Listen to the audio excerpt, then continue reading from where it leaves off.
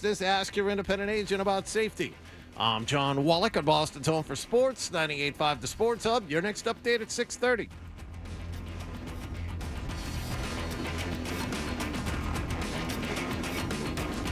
This is Kristaps Porzingis. Left-hand dribble, lobs it towards catches with one hand and throws it down. You're listening to the home of Boston Celtics basketball. 98.5 The Sports Hub. Afraid hello. Hello. Mm-hmm. Hello. Hello.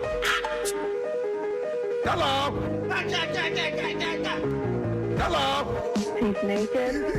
He has a sword. Let's talk about cheese. Bruins are back from the West Coast. What the Is it okay to use this for the radio? Welcome to the show, you sweet bitch. But it's no longer what could be or what might be. Now it just is. The 2024 Boston Celtics are one of the greatest teams in NBA history. They were told they had to win. There's only one thing you can do when expectations are that high. Meet them.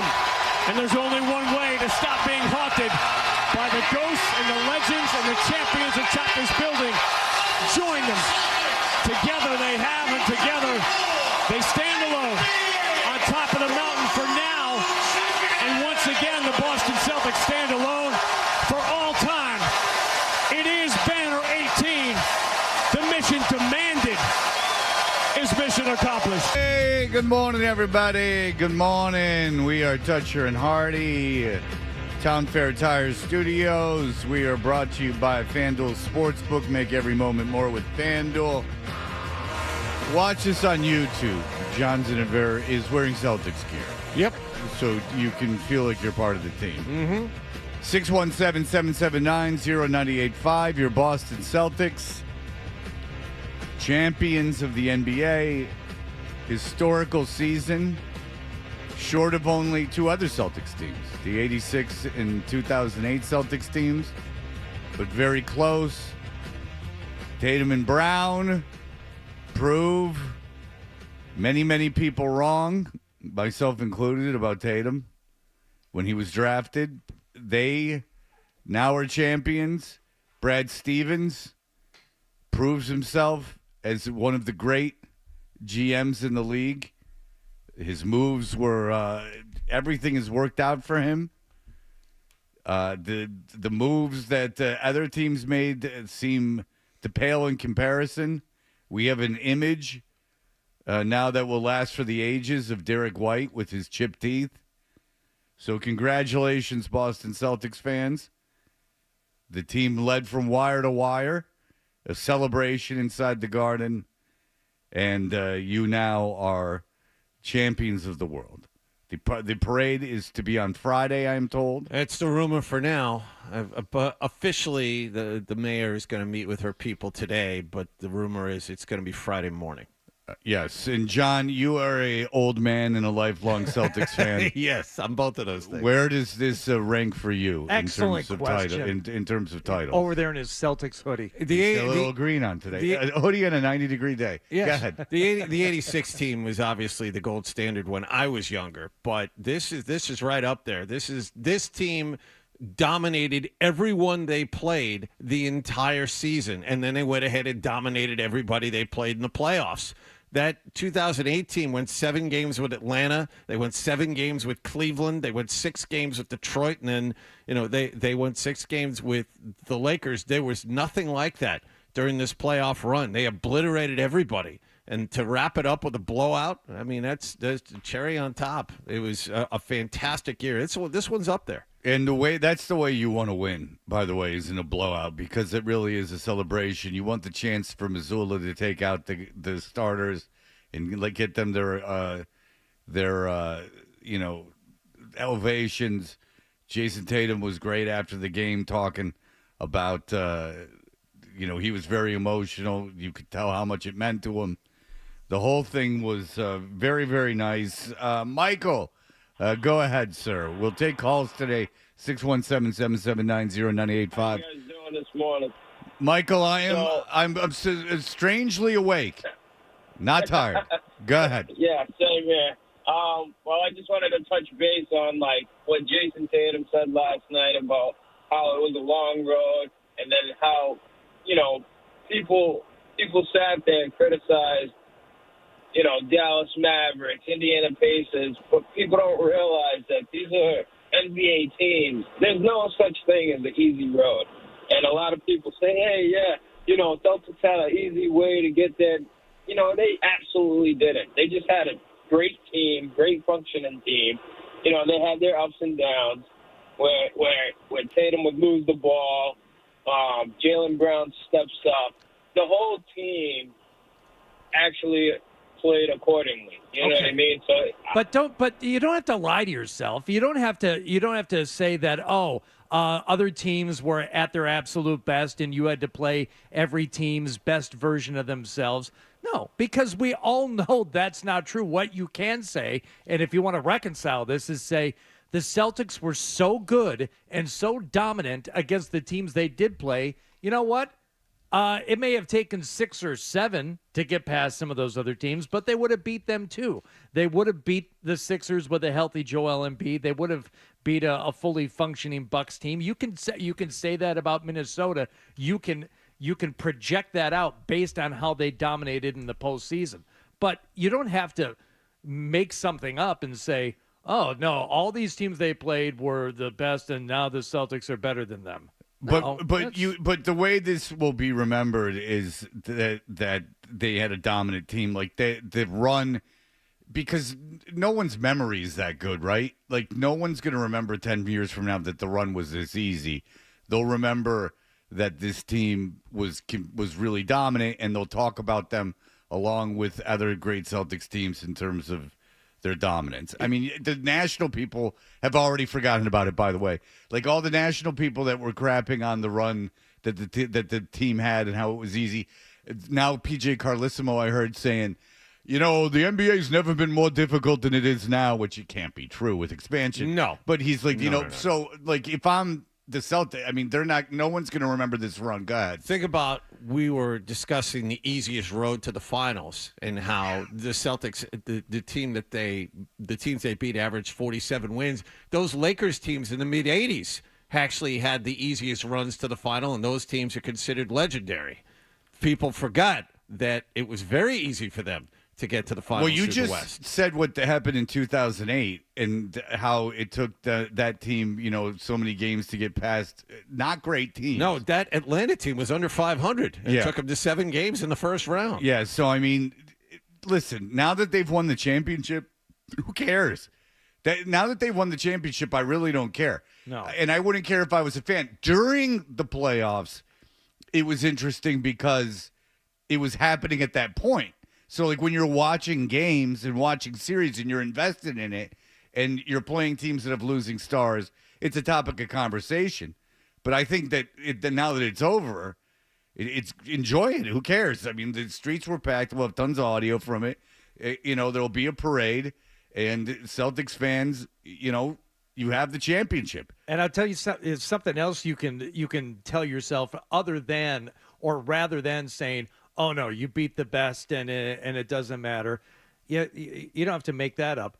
Think of it this way. Had the Celtics lost Jason Tatum or Jaylen Brown, or as they did for the majority of the postseason, Porzingis, would they still be able to win? Yeah, they have enough weapons to where you did play without Porzingis and you were still able to win. I think you could have played at, maybe not an entire series or the entire postseason without either Jason Tatum or Jaylen Brown for stretches and still come out on top in those series. That's how multifaceted this team is. We saw it again last night between Derek White and Pritchard with his minor heroics here and there. And you see different guys contributing in enough different ways to where you say this team is good enough and deep enough to where even if you had suffered some of the same misfortunes that these other teams have that you faced, you still would have. Well, the benches could never have been more obvious than in this series. Yeah. I mean, last night was. I mean, you had Doncic and Irving were both off, and there was literally no one on the team to take the slack. That's the thing. And it tells you how unbelievable they were earlier in the playoffs, because that team that made the finals, zero depth.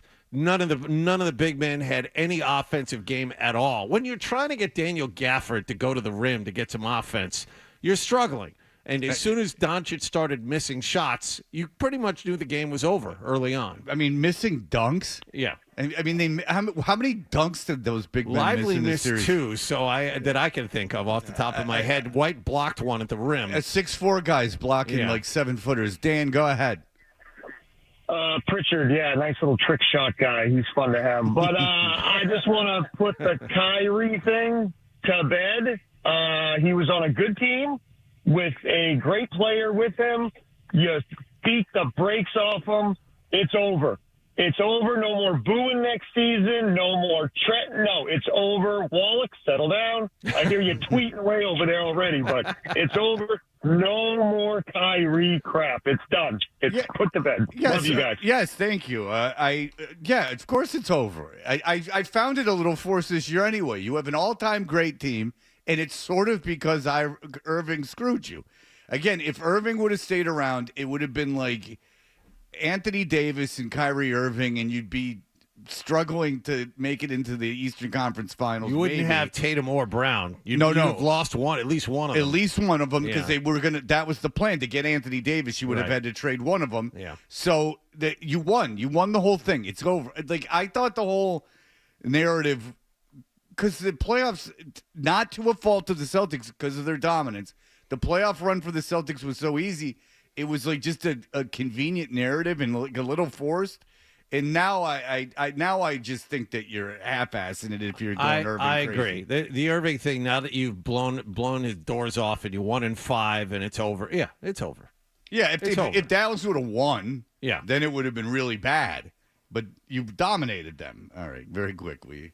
Ben, go ahead. Freddie, baby. Benjamin, hello, sir. Shout out to the Twitch Nation. So last night, Fred, when you were out there on the street and they were oh, no, that wasn't you. About like when you were out there screaming your head off like a douche because you're trying to get more than 18,000. I mean, no, that wasn't you. Oh, Fred, I'm so glad you're safe this morning. I love you. Hardy, you're doing a great job. Wallach, hold up. Let me see those hands. No rings. Still, nope, not going to happen. Love you. Oh, thank you, Benjamin. I can't wait for Adam 12 to come in here and flash his championship ring at Wallach. Oh, wait, what? Well, Adam 12 is the program director of one of the stations that carried Celtics games this year. I would think he would at least get, maybe version 3, the secret decoder championship ring. No, what should piss Wallach off is a text I got from Gorman, because I texted him tomorrow morning, and I was like, tomorrow morning. I texted him tomorrow morning from the future. I texted him yesterday, and I'm like, hey, if they win, do you want to come on the show tomorrow? And he was like, I could tell he didn't want to. He's like, I'll call you. And so I'm like, all right. Yeah. I got a text at 3:55 a.m. Talk with you Wednesday as it's 10 to 4 and another round just arrived. So that's what you should be upset about, Jonathan. Is you're not partying with the big boys. Not there, no. All right, we'll take your calls all morning. We got a ton of stuff from Nick outside the garden, a ton of stuff. It's going to be fantastic. We'll take your calls all morning. This is a day for you to celebrate. I'm not dumb enough to think it's about us. This is a day for you, the fans, to celebrate. 617-779-0985. This town wins a lot of championships, but let's not take them for granted. This is a team that's faced a lot of talk, a lot of adversity in the past, and now they're set up. Tomorrow we'll start talking about what they can do in the future, but today, enjoy it. Enjoy it. All right, we'll be right back. More Toucher and Hardy on the way.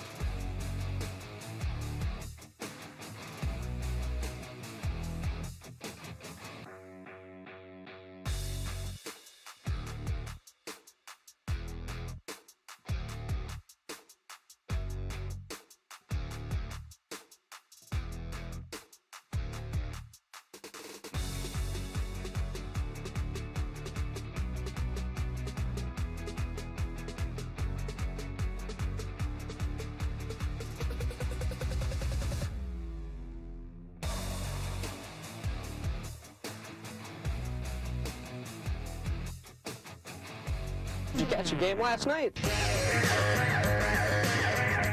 Hey, everybody. We're Toucher and Hardy, and it is a championship Tuesday here on the radio station. Hardy, a championship night last night. No, it was just like a regular season affair between the Red Sox and the Blue Jays, and we're going to break that down accordingly here. The Red Sox played last night? Mm-hmm. Yes, they did. They did.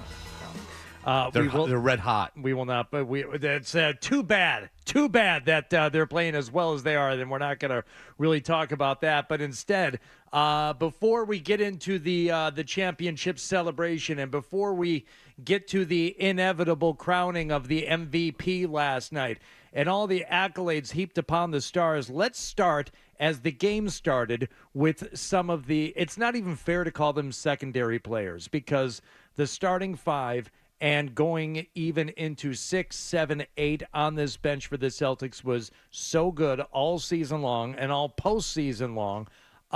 But that's what they are. When you're talking about a team with Jaylen Brown and Jason Tatum and Kristaps Porzingis, you have to dig a little bit deeper sometimes to recognize and see the contributions of these other players. Not last night, though. Early on, it was a couple of those guys setting the tone early. Kyrie Irving deep on the left side. Here's the right-hand dribble. Attacks the paint. Holiday strips him into the hands of Derek White. Celtics trying to run. White lead for Holiday. Steps through and scores with the right hand. And Drew Holiday has all 6 Boston points to begin Game 5. Defense. All 6 points from Drew Holiday to jump out to the early lead off of the Derek White steal. Drew Holiday, once again, proving why he is that secret ingredient in championships. Very relaxed early on. That's the thing you could tell. The Celtics obviously very tight in Game 4. In Game 5, both teams had trouble scoring early. Holiday, who has already won a championship, well, I think the only player on the floor for either team that had won a championship, very relaxed. And very good guy to lean on early. His ability to penetrate and then kick out or penetrate and score at his size is really something. I mean, and I don't know if it's him or if it's a combination of him or in the Mavericks defense, but he was able to get in there. And J.J. Redick was on fire last night with his analysis, saying that at one point he goes, Drew Holiday. He talks in that stupid, douchey, quasi pompous is the word you're looking for. You know what the nice thing is when you're watching the game and there's like other people and there's a conversation going on and stuff like that. You don't feel the need to shush people so you can hear what the announcers are saying. Not with this crew. You really don't. With Doris, you do because now I love Doris. She does a nice job. But are you afraid of missing anything? No. Well, J.J. Redick tells us in that forced quasi-intellectual Drew Holiday is getting past his defenders and getting himself in position for layups. He said that. He said that exact quote. He went, wow, okay, he just made a layup. That was a left-handed dribble. Went right by that guy. Yeah, that was great defense on Tatum. Tatum just scored a layup. But Drew Holiday out there for 43 minutes last night. As you just heard, he scores the first 6 points for the Celtics. He would only have 15 for the game. So the ability, as you said, Wallach, to be relaxed and to go out there and play as he had been there before. Not like he'd been there. No, you have been there before. He knows how to behave in these games. But then also to have the wherewithal to not say, give me the ball, I got the hot hand. He understands these moments.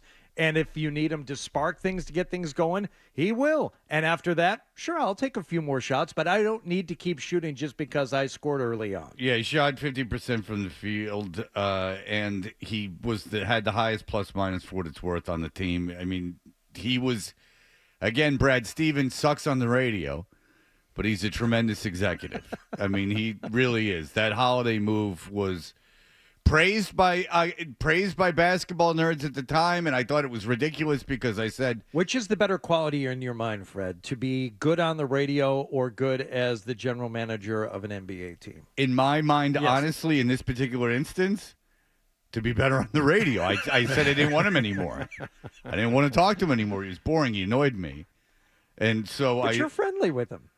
I'm friendly with him, but he's better, much better when you see him. I understand why, but when you see him at like an AAU game and he like recognized, he recognized we're not friends in any way, stretch or form, shape or form. But he recognized me. His kid is only a couple years older than my kid, so I would see him at things, and he'd be real nice and normal conversation, like what's the best way to get to Wellesley from blah blah blah or like whatever. But on the radio, he's all guarded and stuff, and I didn't like that. And after having Danny Ainge on, who was phenomenal, because Ainge did not care. It was very difficult Ainge for me to would call us transition. from the golf course and like put the phone next to his club when he was swinging, and then start the conversation again. But Ainge had that like kind of confidence that he was not guarded at all. He would like badmouth players and stuff. He didn't care, and it wasn't because he was dumb. It was because he was smart. But Brad Stevens is a phenomenal executive. They've won every award. Executive of the Year, first team All NBA. Jaylen Brown being MVP of the Eastern Conference playoffs in the NBA Finals. They have everything. It worked out perfectly. Look, Brad Stevens is a phenomenal executive, a phenomenal executive. And if he's made mistakes, they've been incredibly minor. They've been Dennis Schroeder's of the world, and who cares? Every move he made. This team was unstoppable. And like Hardy said earlier, Porzingis got hurt. He was supposed to be the X factor, and it didn't matter. And also, I mean, I know it seems obvious now, but moving on from Marcus Smart, that was huge. That was a big trigger to pull because Robert Williams as well. And Robert Williams was a big one, but Marcus Smart, you remember when Ime first took over, and he asked him like, who are the pillars on this team? And he said Brown, Tatum, and Smart. And this isn't 5 years ago. This is a couple of years ago when he was considered one of the big three. It was Brown, Tatum, Smart. That was the group that was going to lead them. And to move on from Marcus Smart, that was a big deal for Stevens, and you got to give him credit for it. Yeah, if Smart was on this team, you're not having Derek White. You're not having these, like we were talking about, you're not having these bench players be as effective as they are. By the way, Channel 5 was down on the court after the game, and there's 3 new kids on the block that are celebrating with the team. Yeah. Boston needs to really up its game. This is a major city. You got a Wahlberg and Joey McIntyre, and that's what we had. If it's a top 10 market, I mean, if it's not a major city, then what are majors? Then there's only 2 major cities. Los Angeles and New York. I mean, you got to do better than like a corny band from the 80s. I mean, you really do. They shouldn't be allowed on the court. You go to Lakers games, it's one thing. You go to Knicks games, it's one thing, and then you come here. Dude, you go to Lions games, and it's like everybody. It's insane who's at Lions games. Like Eminem's doing backflips on the field. I don't know what to tell you, Fred. I wish I could say more to defend my city, but I can't. Is Springfield too far away to incorporate Stained? Because you could get Aaron Lewis out there. They would give Aaron Lewis front row seats to that game. There's no he might be too controversial with his new Cowboy You persona. could get Rob Zombie and Spider down from wherever the hell they live. Hey, when I used to go, Bivens had floor seats. Haverhill, that's Haverhill, right. Hardy. How soon we forget? Okay, so they did a list of who was at the game. I'll do this now because we're talking about it. Whatever, like the alumni. The celebrity recap. Yeah. Okay, good. So whatever with the Celtics, like veterans, they all deserve to be there. Great. The players here from around, the athletes from around here, fine, including Mercedes Moné, AEW wrestler. You better put that in, or I kill the whole staff. Mercedes Moné, by the way, listed by the Globe as being one of the people at the game. Here are your celebrities: Jack Harlow, fair enough. Donnie Wahlberg. Joey McIntyre. Maria Menounos, who is not famous. No. Maria Menounos is not a celebrity. She is not a celebrity. Well, I've for years asked people to explain to me why she's famous. What is she? Why is she famous? For being famous. No. But seriously, she's never had a sex tape or anything. Why is she famous? She's just been around. She's been around. But forever. around where? I don't know. I mean, she's been on Stern a couple times. Does that count? Yeah, I know she's been on Stern because she has the dumb laugh. The what was the show she did? Not TMZ, but like one of the. Who the hell knows what the Entertainment Tonight? I don't think she was on Entertainment Tonight. You know when you're filling up your gas and they have that video screen there? I see her there all the time. Suffice it to say, she sucks. She used to do Entertainment Tonight. Like she was the lead of it? She was the anchor. Well, it all started once Mary Hart started giving people seizures. Michael Bivins, who was on the toilet during the ABC video. There you go. Camille Kostek, model and TV presenter. Rob Gronkowski's wife, right? There you go. Famous as hell. Rob Gronkowski's married? Yeah. I thought it was his girlfriend. I thought he was married. Whatever. The point is Gronkowski got married and it wasn't shoved down our throats? It's got to be a girlfriend. Millie's, who's a rapper, Millyz. Yeah, he's good. Well, he's no Boogie with the Hoodie, who I'm going to on Thursday night. And Michael Rubin, the CEO of Fanatics, and I believe the owner of your Philadelphia 76ers. And he's the pitcher that they feature. Boo. I'll give you Jack Harlow. I might even give you Donnie Wahlberg because he's on a national. Sorry, I can't. No. Nope. And they didn't even list the lead singer of New Kids on the Block, who was apparently there because he was on Channel 5. They didn't even list him, the night kid, right? Yeah. And he was the main guy. Jordan. It's Jordan night. I don't feign ignorance, stupid. When the I know he'd sing way better. When the Bucks won it a few years ago, was Tom Goss there? He's a Wisconsin guy. That would have been a celebrity to have. Has he called yet this morning? He's in Barcelona. Okay. All right, moving on. You know what he's doing there? Gay sex. All right. You have to imagine, considering that's his career. Tom Goss, big fan of the show. All right, go ahead. What else happened? So shake that ass and daddy underwear. All right, another early contributor last night. Horford sets the screen. That puts Lively on Tatum. Deep on the left side. Shot clock already at 7. Tatum over the shoulder pass. Hauser open 3. He got it. How about the big fella going to work? The Celtics have not had one of these games in the playoffs where they've had a barrage of threes. A barrage of threes from a variety of players. Once again, showing the Dallas Mavericks you can't focus in on just Tatum or Brown, or you have to be able to defend everybody because they had different players hitting shots from different areas last night. Left, right, deep, underneath. What do you do? They couldn't do anything. Look at the Mavericks. Look at their box score. P.J. Washington, who's supposed to be a good player for them. He's supposed to be their number 3. 4 points. Yeah. Daniel Jones Jr., 10 points. Gafford, who's a real stiff, 6 points. Irving and Doncic had bad games. Then it's Green who hit those 3 threes in a row. He might have hit 4 in a row and then missed his last 2. It could never have been more apparent to the compliment of the Celtics, that the Celtics really could afford their stars to have bad games or less than games, or if you want to get really politically correct with the whole thing, not scoring games where they were dominant in every other facet. But it just shows you they had other guys to take the ball, and I think it was a good point you guys made. Holiday being the veteran, being the champion, early in the game where everyone might have been tight, kind of new to take over, and Dallas doesn't have anyone like that, which is a credit to the Celtics and a credit to their depth and the credit to the way they were put together and the credit to the NBA in having that experience and the importance of that, the importance of being there before, which leads you, I don't want to get too much into it, what leads you maybe to hope for the future with this team, the Celtics team, because we've seen how getting over the hump can mean a lot.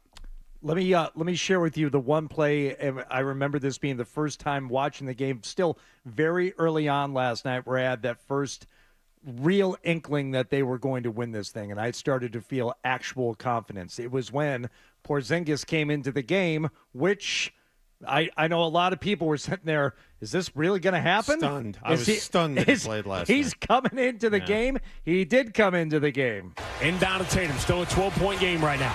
Tatum deep on the right side. Lobs it. Porzingis catches against Kyrie Irving. Porzingis, one dribble. Pump fake. Short jumper. Bounces in. The Celtics are getting every bounce in the first half tonight that they did not get in Game 4 on Friday. That made it 36-22, a 14-point lead early on, and that was the first moment when I said, oh, they are going to win this thing tonight. I'm feeling pretty sure about it already. My favorite part was when Alex Fudge got in for the Mavericks.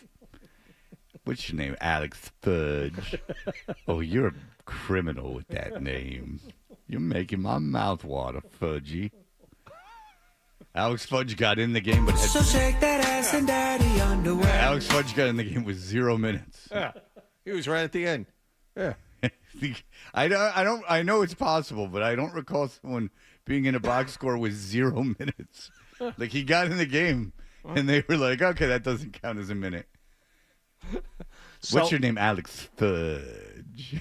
Fred, I work at the meat packing plant. Before we get to the heroics of Jason Tatum and Jaylen Brown, when we return, I want to play for you maybe the biggest role player contribution of the night and the one that really got people unglued on Causeway last night, Fred.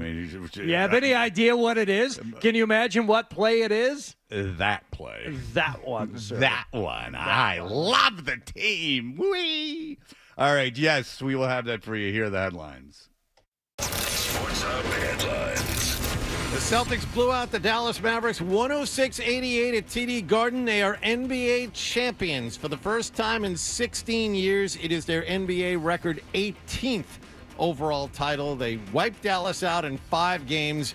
Jaylen Brown, 21 points. He won Finals MVP. Jason Tatum, a near triple-double, 31 points, 8 rebounds, 11 assists. Victory parade for this team tentatively scheduled for Friday. And the Red Sox won in Toronto last night, 7-3. They're 3 games over 500. They play the Blue Jays again tonight. Sports Hub headlines are brought to you by East Coast Metal Roofing, the official roofing partner of the Boston Celtics. Mention 98.5 The Sports Hub and get 10% off your new roof. Visit eastcoastmetalroofing.com. I'm John Wallach at Boston's Home for Sports, 98.5 The Sports Hub. Your next update at 7 o'clock. Listen to it, laugh at it, get mad at it, agree with it, argue about it. It is Boston Sports. Boston Sports. And it is all we do. 98.5 The Sports Hub. Your Boston Celtics are the 2024 NBA champions, now have more titles than any other team in NBA history. How will you commemorate it? I'll tell you how. You go to BigTimeBats.com. Bats? Don't worry, it's not a bat. They are honoring this championship with the official Celtics NBA Champions Gold Edition basketball. Full-size composite leather ball imprinted with the Celtics championship seal and the finals logo, $129.95 plus shipping. BigTimeBats.com for more information and to order. BigTimeBats.com, the trusted source for Boston championship memorabilia for over 20 years. Whether you want help with your plumbing business, plumbing career, or you need plumbing services, visit healthstartswithplumbing.com. Property owners and developers, don't let your project go down the drain. Plumbers earn the wages and benefits you deserve. Visit healthstartswithplumbing.com. Head to Ira Mazda for the most amazing offers of the year during Mazda Find Out. Don't miss the Mad Dash to limited time summer savings. Right now, drive home a 2024 Mazda CX-30, lease for $228 a month, or get 0% APR financing, or $1,708 off MSRP, or a new 2024 Mazda CX-5, lease for $278 a month, or finance at 0% APR with $1,863 off MSRP. Online at iramazda.com. New England drives Ira. For offer details, call 781-226-2965. Imagine a place where you are never far from your next adventure. Welcome to Prince Edward Island, Canada, a destination where the breathtaking views rejuvenate the soul. Discover 700 miles of coastline with white sand beaches and red cliffs, the freshest flavors from land and sea, world-class golf, outdoor adventures, and authentic cultural experiences. Come find your island. Prince Edward Island, the official travel destination of the NHL and a proud partner of the Boston Bruins. Learn more at explorepei.com. Contractors Wilmington Builder Supply has been supplying your industry with everything you need to make your next project a success for over 100 years. Wilmington Builder Supply offers a full line of building materials like truss joist, engineered wood by Weyerhaeuser, and anything else you need for your next job. Wilmington Builder Supply offers expert advice and exceptional customer service to contractors and homeowners alike. Visit Wilmington Builder Supply today at 334 Main Street in Wilmington or call them at 978-658-4620. That's 978-658-4620. Willie Nelson and family. On the road again. Bob Dylan. When you're lost in the rain and worry. Robert Plant. Alison Krauss, and more. July 2nd, Xfinity.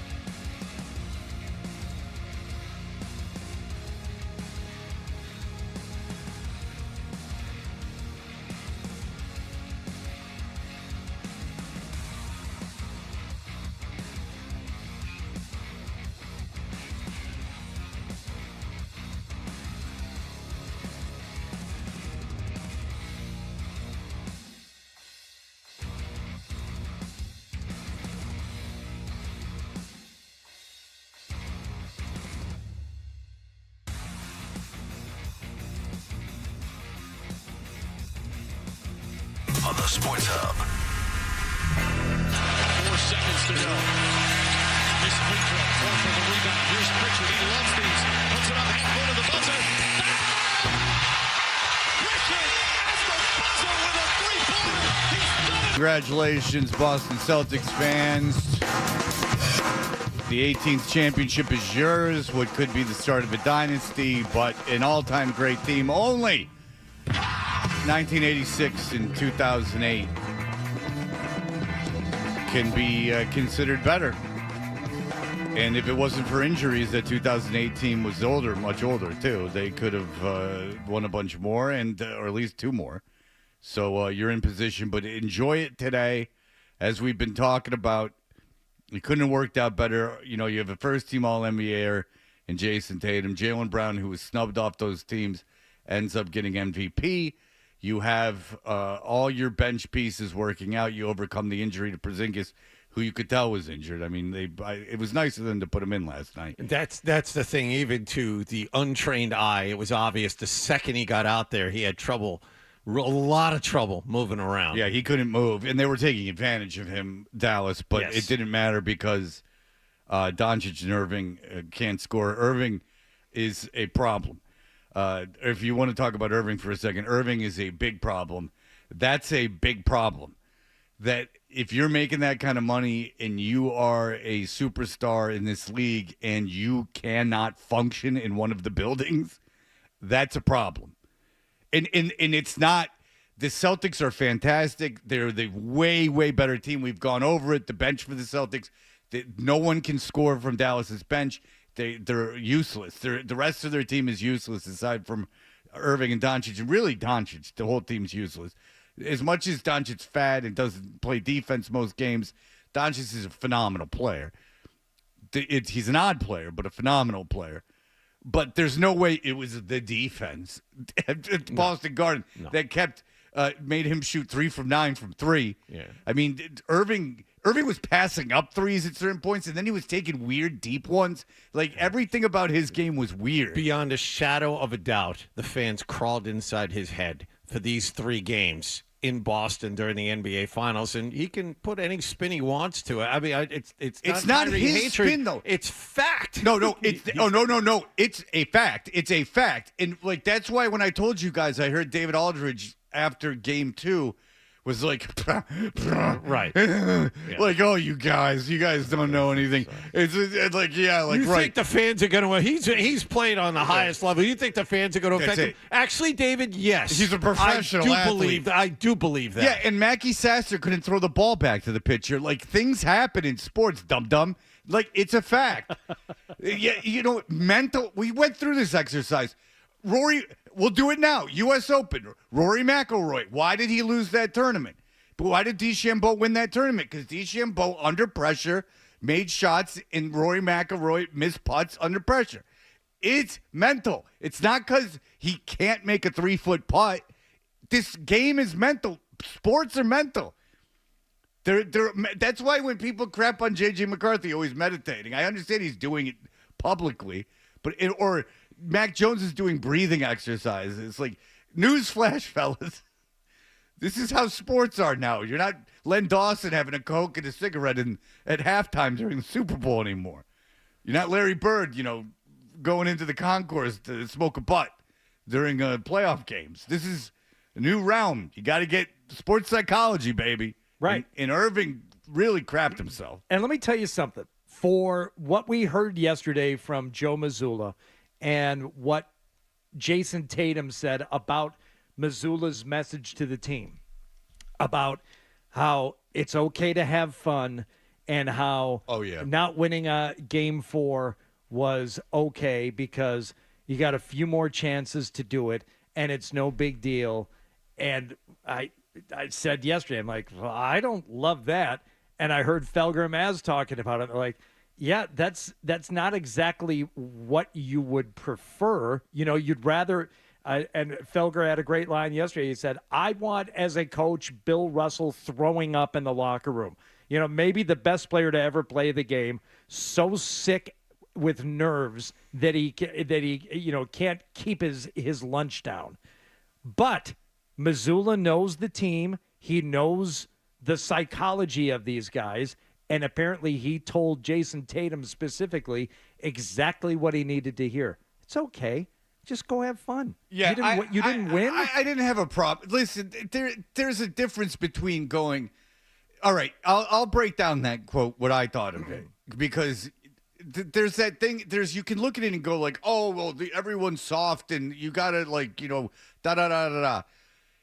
The psychology of going like, it's okay to smile during war. I understand what he's saying. Like, go out there, you play your best when you guys are enjoying the game in the flow state, which is what Phil Jackson preached all those years that he coached.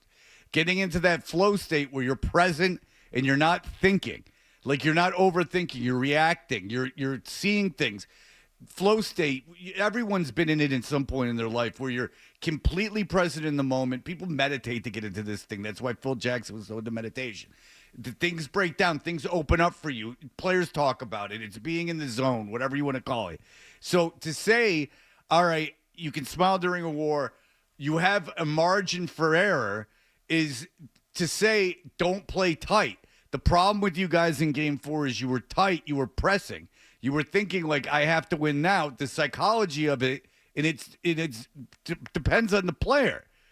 Some guys need to play fast and loose and get into that kind of mind state. And some guys, I guess, thrive putting pressure on themselves. But it's all semantics, and it's all leadership. And it's all a credit to Mazzulla, because obviously Tatum was just puppeting what Mazzulla was saying.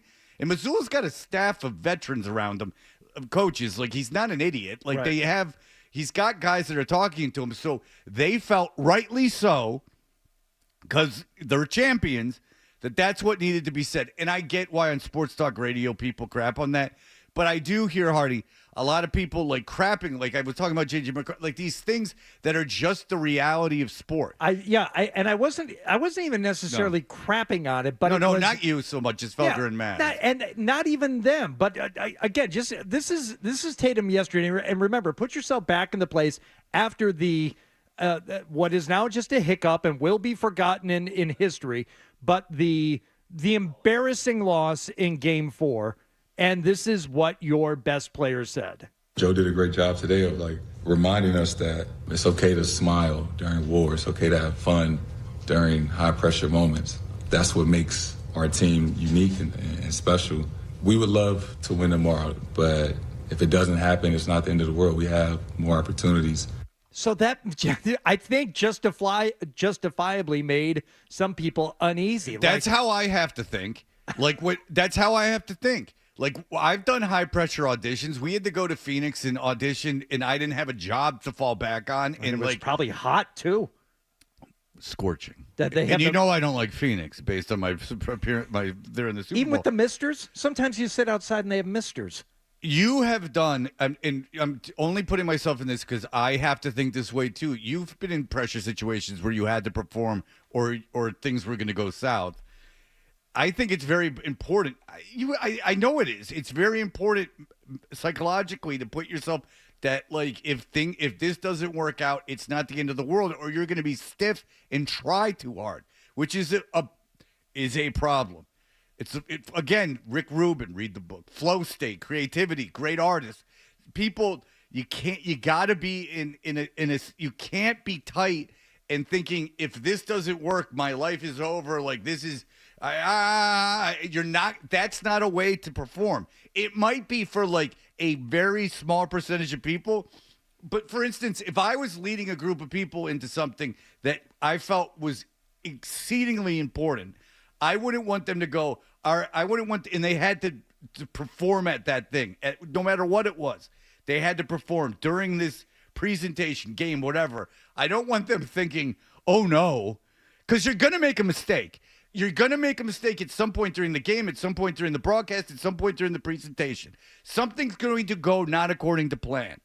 And if your first instinct is, oh no, oh God, now my internal dialogue is saying, I'm going to lose this, and you're catastrophizing everything. I'm going to lose this. This is what I have to do. This is the way my brain works.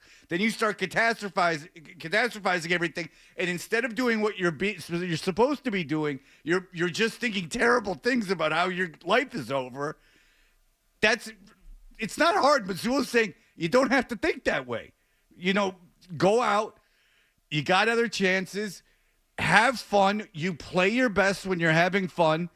And everyone's at their best when they're having fun. When you're enjoying something, you're doing better. There's no question about it. It's not effing off and like being drunk or like getting high and screwing around. It's enjoying your craft and enjoying excelling at your craft. It's what they needed to hear, and it's what they needed to do to play loose last night. And let's face it, it's obviously what Peyton Pritchard needed to hear too. He's going to miss it. Rebound. Celtics have it. Horford outlet. It's Pritchard again. Pritchard, half court. It's in the air. He got it. He did it again. Peyton Pritchard did it again with the world watching. He knocks down a half-court three that will send the Boston Celtics into the locker room with a 21-point lead. All right, so Pritchard makes that shot. It always seems like he won a contest to be on the team. Yeah. The way they react, they gather around him and yay! Look at the guy who never plays. Yeah, hooray! I know Pritchard plays a valuable role on this team and this, that, and the third. No, but in the playoffs, these last few weeks, it's been all right. Let's make sure we get him in there at the end of quarters and at the end of the half. Yeah, and it's neato he made the shot, but let's all calm down a little bit. All right. Well, let's start focusing in on the two guys who really took over last night, and at one point, Jason Tatum started taking over in this game. Tatum switches to the left hand, spins on Cleveland, gets in deep, puts it off the window and in. You wanted Tatum to take over, he's starting to. 8 points, 4 rebounds, 7 assists in the first half. Boston by 13. Who is the collective you? I'm always fascinated with that. Well, mostly it's a specific you. I think you. Yeah, he's talking directly to you. Well, as you, everyone, Fred Toucher. That's what the toaster does. No, just you. Kill. Take me into the bathtub with you. No. With me. You No, stay over there. He's like, throw that in. Electricity and water, bad. Yeah, that's my internal monologue. Bad. No, toaster. Paul Edmond was just talking to me on the dang TV. Earlier in the game, Jaylen Brown asserting himself down low. Holiday will shovel pass. Hauser bounce entry in the dunker spot. Holiday finds the cutter. Jaylen Brown flies in for the two-hand slam. There's the Why are you calling him the cutter? Because that's his own business. No, because they won the Indy 500 just last weekend. They went on their AMF Roadmaster bicycles, and they beat those fraternity boys. Nobody thought they could. A lot of people didn't even want them in the race, Fred. Dumb townies. They said they didn't belong in the race. There was supposed to be only one guy, but then he got hurt, so you had to bring in the other three guys. And the one fella is so ugly, but still a career in movies, and played the good guy, played the stud in the Bad News Bears. Yeah, and then he got almost heinously ugly. Kelly Leak, he rode the hell out of that motorcycle. And got the girl at the end. All right, we'll be back. Young Nikolai was out there. Oh, young Nicholas, risking life and limb, so low to the ground.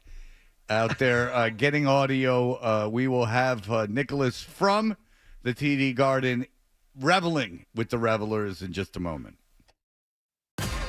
You're listening to Toucher and Hardy on the Sports Hub. When dealing with the issue of erectile dysfunction, John, you want the right treatment for your specific medical situation. Every case is different, and finding the right treatment can mean the difference between just an okay.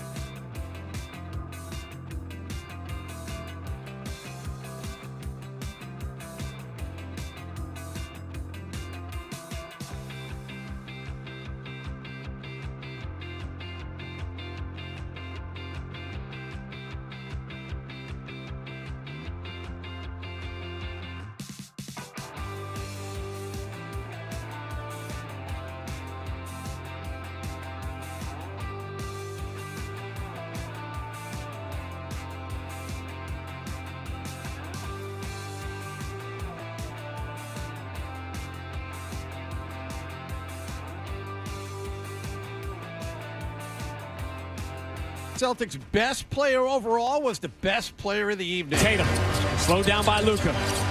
Left-hand dribble, he's going to back it out. 8 on the shot clock. Tatum trying to finish in style. Stop and start, attacks the paint, runs it up and in!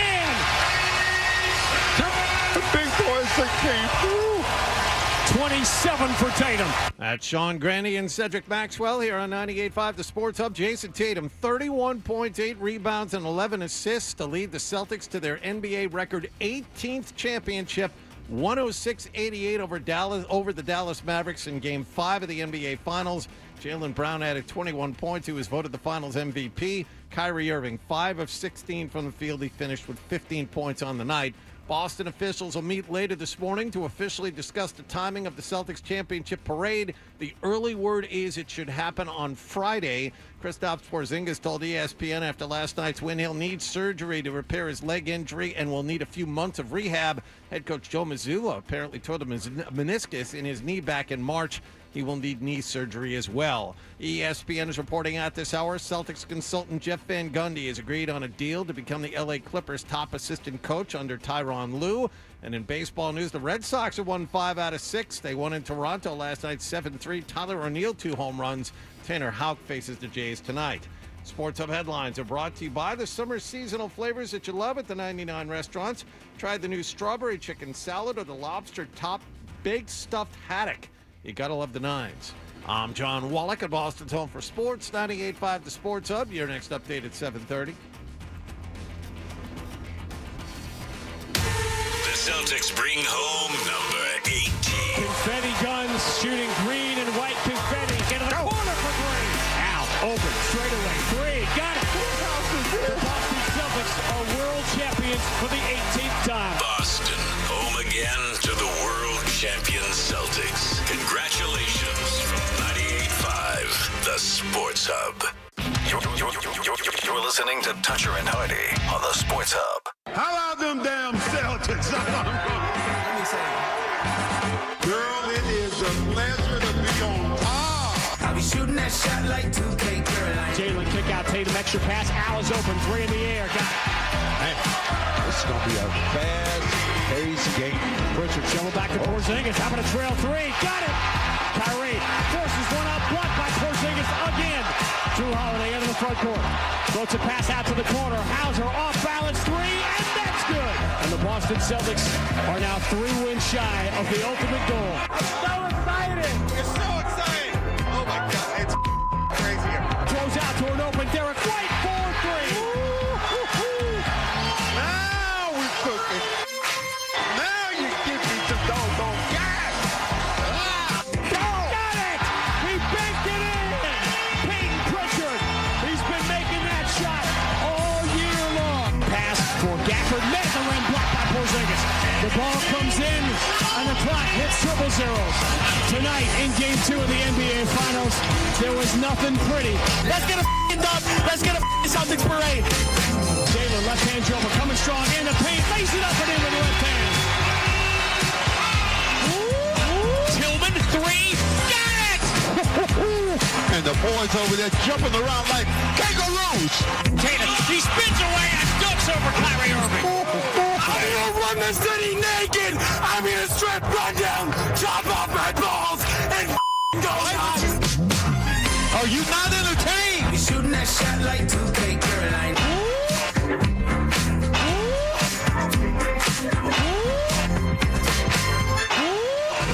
Lively makes the extra pass to the corner for an open Dante Exum for 3. Celtics Nation had visions of Boston dribbling out the clock here tonight in Dallas. The clock hits triple zeros, and the Mavericks are not only alive for the moment, they are well. They score one of the biggest wins in NBA Finals history, the 3rd largest margin of victory, and Celtics Nation turns its sorry eyes to TD Garden for Game 5 on Monday night. Al Horford is jumping against Daniel Gafford. He wins it into the hands of Jaylen Brown, and Game 5 is underway. left-hand dribble. Horford cuts him off. Washington stumbles, shovels it ahead, deflected away. Derek White dives to the floor, so does Horford. Gets it away to Jaylen Brown. Jaylen racing in the front court, elevates, scoops, and scores. A signature play in the first half of Game 5. Boy, getting on the floor, getting some birds out there. Suits of blood, man. Boston by 15. Got it! He did it again! Peyton Pritchard did it again with the world watching. He knocks down a half-court three that will send the Boston Celtics into the locker room with a 21-point lead. Howard up makes left-hand dribble drive, 17-footer. Got it! The inevitable is forming into reality. Boston by 22. Kick into the corner. Al, three. Got it. You asked, was the bomb squad coming out tonight? Finds the cutter. Porzingis, two-hand slam. Whose house is this? Whose house is this? It's no longer what could be or what might be. The 2024 Boston Celtics are one of the greatest teams in NBA history. The final score, Boston 106, Dallas 88. The Boston Celtics are world champions for the 18th time. Break up the five villain. Oh, yes. Congratulations, ladies and gentlemen. We are Toucher and Hardy, brought to you by FanDuel Sportsbook. Make every moment more with FanDuel. 617-779-0985. You can watch us on YouTube. Johnny's got his Celtics sweatshirt on, even though it's going to be 100 degrees today. He doesn't care. We should probably do like a kind of a quasi-Funk Friday bet thing today. I like your instincts here, Danny boy. Thank you, Mike Lockhart, for the wonderful montage. We'll play that again today. It means everyone loves Cedric Maxwell. He's perfect on the Championship Tuesdays. Well, you saw on television and from people at drinking establishments, there was no doubt there was a lot of people out there by the Garden. And there was no one with a larger presence than young Nicholas. Very, very young Nicholas. Out there risking life and limb with his people, the people of Boston. Young Nicholas braved the crowd and talked to people. And here's what they had to say. Can we use this for a radio? Yeah. How are you celebrating? This kid thought we were going more than 5. I said we're not going more than 5. I think she might be from Boston. Yeah. Yeah. And we're off. And we're off. This kid, chances are this woman ended up in jail. 100%. As soon as she was done with Nick, Yeah. that was it. I'm surprised Nick's not in jail. Nick, did you get this woman pregnant? Is there any chance that happened? I am going to tell you this. Vegas is not taking bets if she ends up in jail. All right, so someone's driving right now to bail her out and hearing this on the radio. She hasn't said where she's from yet, right? No, she's not. Okay, so again from the beginning, let's see if we can Yeah. I guess got the town. Can we use it? Yeah. What was the one that we played years ago? Ames? Ames. Oh, that was at the WWE show. Ames? Yeah, Ames. It's like a god shot. We're getting stuff from the past over again. Can we use this for a radio? Yeah. How are you celebrating? This kid thought we were going more than 5. I said we're not going more than 5. Brockton? I'm going to say they stumbled over the bridge from Charlestown. That's No. Charleston's too expensive now. What? For the Boston city limits, I'm being told. There are boroughs to Boston, right? No, there are. Okay. Revere? Does that count as a borough of are you Boston? not? No. Oh, you're okay. Hyde So Park. a neighborhood in Boston. Yeah, neighborhood. Sorry, Hardy. Boston Oh, Park. Yeah. Hyde then Park. I'm going Dorchester. All right. Hyde Park. No, it's not Hyde Park.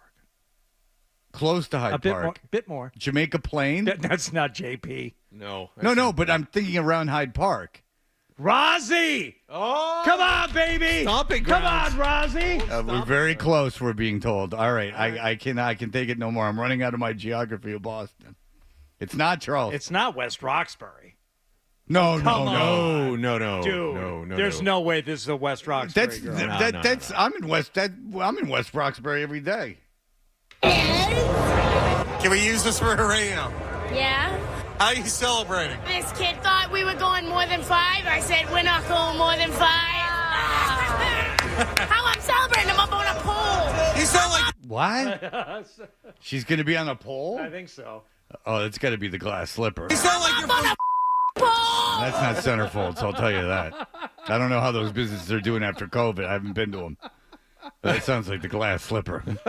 Let's be honest. That ain't DB's Golden Banana. No, I know street pole. I understand. How I'm celebrating? I'm up on a pole. You sound like you're from... Pole. That should be everybody from her town's slogan. As soon as they're born. You sound like you're from... Pole. Hi, Dad. I'm up on an effing pole. Aren't you glad you had me? Like Audrey in Vegas Vacation, dancing at Club Areola. You sound like you're from... I have a friend who dated that woman. Oh, that Audrey, not the Yes. not No. the European Vacation Audrey. No one wants that. Poor thing. Yeah, I'm from Boston, West Roxbury. Rollo 2132. Wow. I never would have guessed West Roxbury. Well, howdy, neighbor. Wow. Yeah. We're going to Tony's place for some pizza. You know what? I would say the 20% chance I know her dad.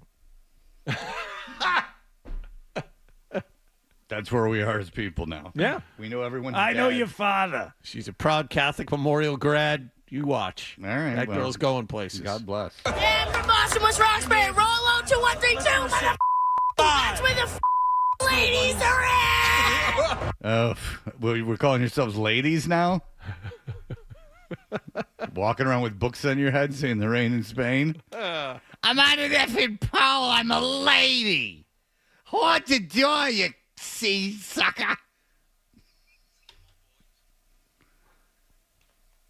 We're ladies. You open that Mickey's for me. I don't want to get my hand cut up. Light the pipe. CM Boys Only Wallach. Okay. Come on. Fine. Oops. Don't do that. All right. You're better than that. Okay. Apparently not. This crack pipe ain't gonna light itself. You sound like you're from... Pole. Ladies are at. Wait, were you... 98.5.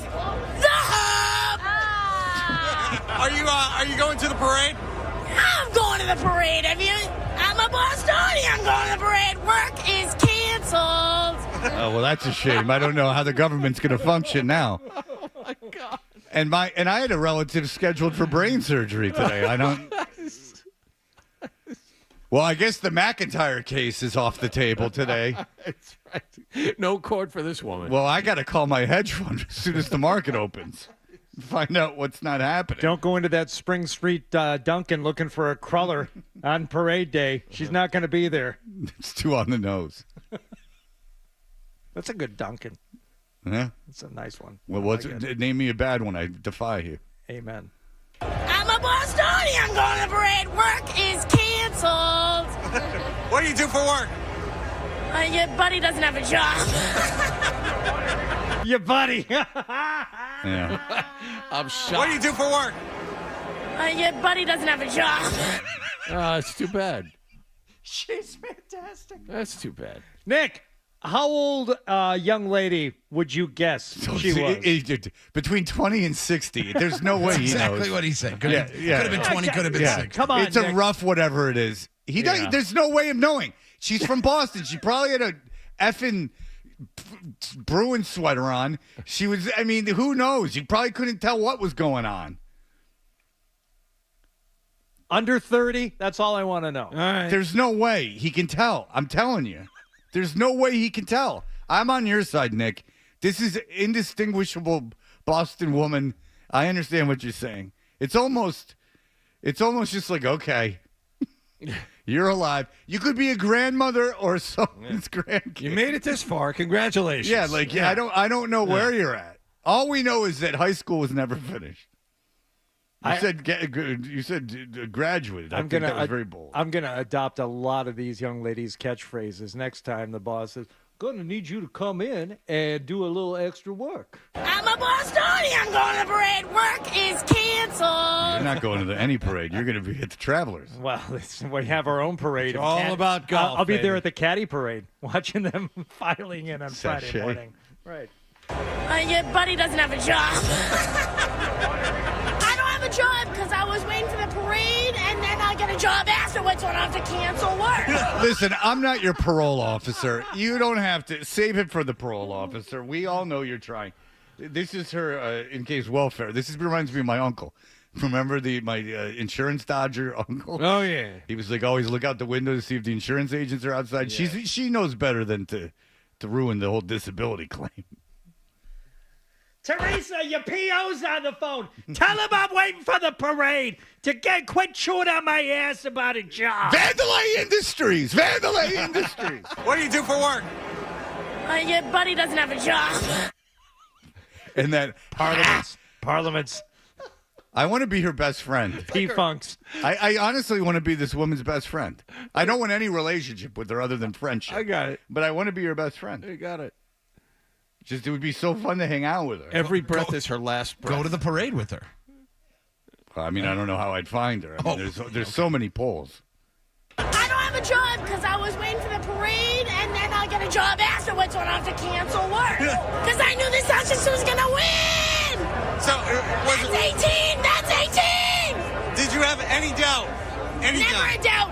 This kid owes me $20 because he thought it was going to go more than 5. It didn't go more than 5, you stupid I thought for sure, too, on the job thing, she's like, I don't have a job because I'm doing fall semester abroad. I'm going to France, and I don't want to leave anyone in the lurch. Oh, yeah. I mean, $20. Good luck finding that one. This guy owes me $20. I'm going to cut his nuts off. Chop off my balls and go nuts. That's her fiance. Well, he proposed during the parade. Give a gift to the lovely couple. This kid owes me $20 because he thought it was going to go more than 5. It didn't go more than 5, you stupid How are you going to celebrate? How are you going to spend that $20? Bees. All right. Mike's in the weeds, but tomorrow I'm playing this again, by the way. And we need to have girls, but instead of girls. Bees. And then you can put in the poll stuff and everything else. It writes itself. Well, I mean, that's just one. I think there's. I would say the over/under is 7 on the number of songs that are going to incorporate. Bees. Where this is not. Just know that this is not a repeat tomorrow when this plays. No. Okay. This woman is a superstar, and I never want to talk to her again because she'll never touch the sun like this ever again. Bees. Maybe some more bees. Did you actually go to the game tonight? No, I didn't go to the game. Oh, come on, Nick. That's just mean. Oh, yeah, I was courtside. I was sitting next to Pags. I was Gronkowski's date. I was in between the governor and... Yeah, I'm down with Healy. Mike Gorman. Gorman texted me. I'm like, with this very interesting young lady. Bees. Maybe some more bees. She climbs everything. She's climbing poles. She's climbing the... You sound like you're from... Pole. You at the game. What if she wouldn't know you, moron? Look at me. Have we not been talking for the last 10 minutes? Who's your favorite color analyst in Boston sports? Bees. Oh, yeah, he is good. I like him call. too. I like him too. Bees. Maybe some more bees. Did you actually go to the game tonight? No, I didn't go to the game. I stood outside. Like everything. Sit outside my triple decker. Like her day or day. That took the orange line down to North Station, straight out of Forest Hills. Oh man, she stood outside like the day her dad walked into county jail for the first time. No, Fred, not true. Come on. Listen, I told you I wanted to be her friend. Is that true? I like that's over the line. It's a little too close to being right. I said county jail too. Oh, not state or federal. Of course. Not a white collar crime. Not in It's not going Walpole. to. It's not going to federal. And I didn't say anything was bad state. Maybe like a fourth DUI. Did you actually go to the game tonight? No, I didn't go to the game. I stood outside because I'm a real Bostonian and I don't got no money for the game. Oh, I'm sorry. Jaylen Brown and Jason Tatum were standing right here in front of you. Oh boy. Oh, yeah. And there's a swear. Yeah. She's going to offer to do something to him. Yeah, I think that's Which is easy- great because easy it's like money. a Benetton ad. It doesn't matter. It's all races and everyone's welcome. It's fantastic.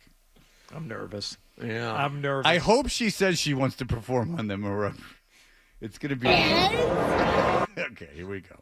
Jaylen Brown and Jason Tatum were standing right here in front of you. That's what I'd say. I say, smash, smash, you're the balls. Boston till the day I die. All right. Well, there's no question about that. Congratulations, young lady. That's such a wonderful, wonderful encapsulation of the mood outside the Garden last night, young Nick. She represents Celtics Nation. Well, you were right, Mike. We were not going to get to another one right here. All right, 617-779-0985. Celtics will dance on the floor in the finals. He's a prophet. That's how Scout Philkins' said cousin. he is the one. Celtics will dance on the floor in the finals. All right, 617-779-0985. Your Boston Celtics are champions.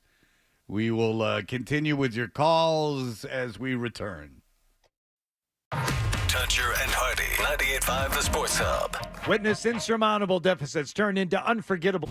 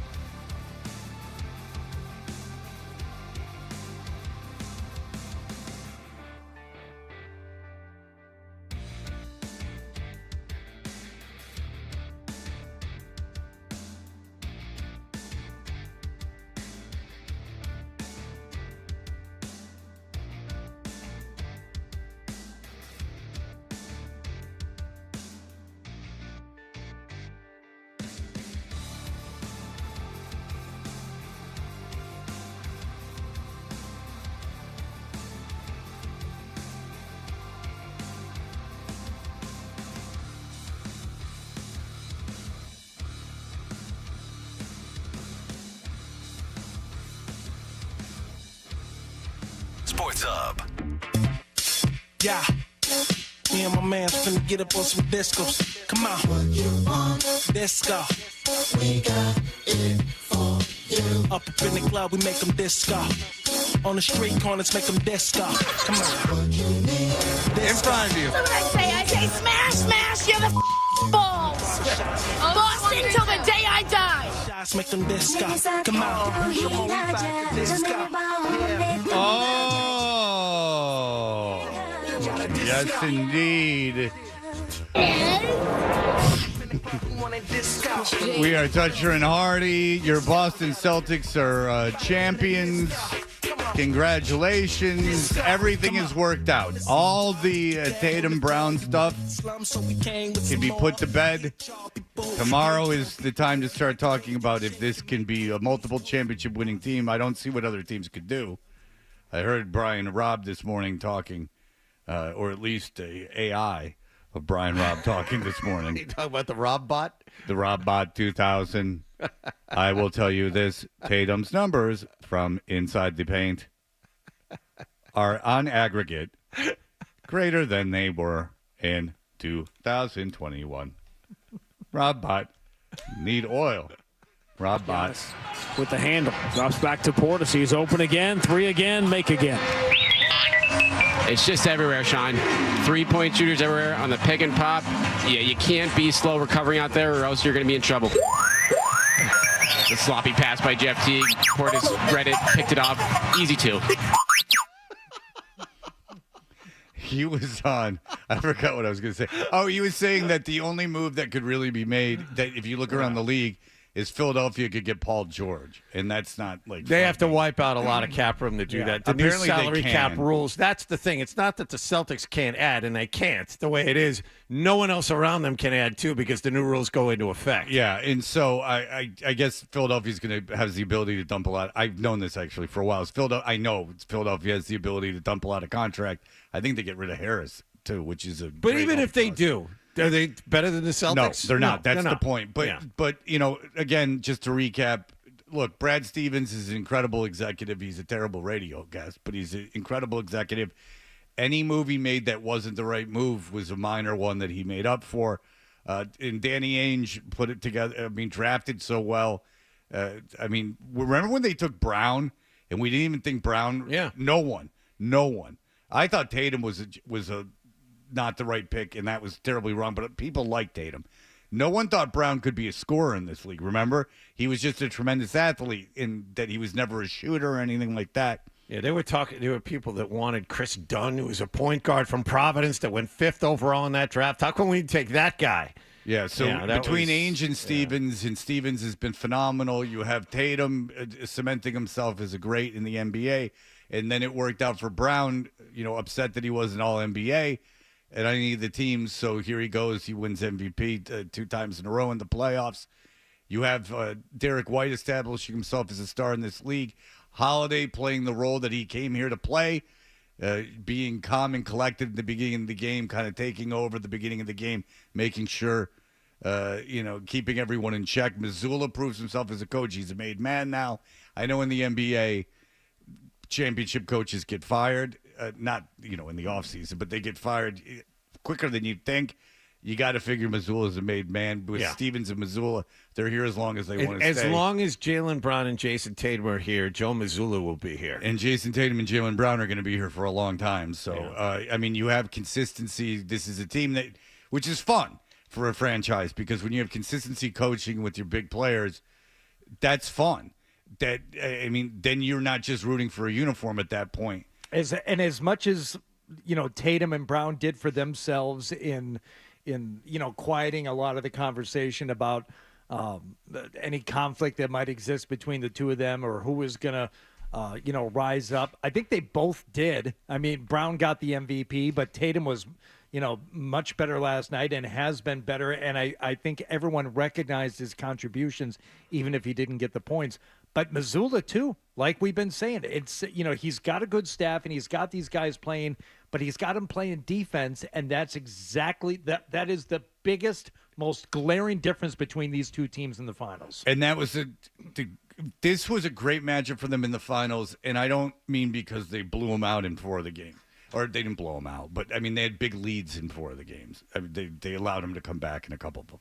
But here's what it did. It showed how great Brad Stevens is because it showed the depth of this team. Again, last night, it was an opportunity for anyone on Dallas to take a little bit of the load scoring, and no one could, including P.J. Washington, who's supposed to be the third best player, who had, 4 points? I mean, he was terrible. Bad fouls. Yep. I mean, he was awful.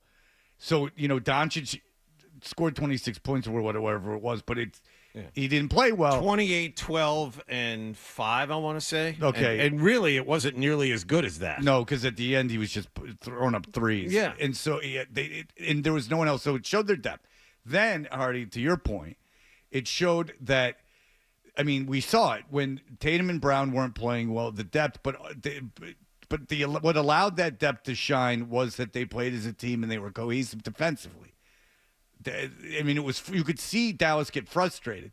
You could see Dallas get frustrated in this game early in the game. I was watching with my son who never watches sports, plays them but never watches them.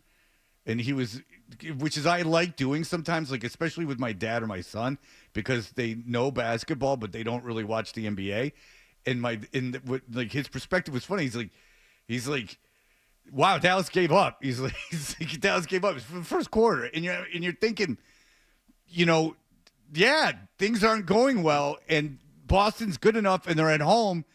This is what's going to happen. It's interesting you say that. After the Celtics took that 10-point lead, they were up 28-18 in the first quarter, and that ballooned to 21 at halftime.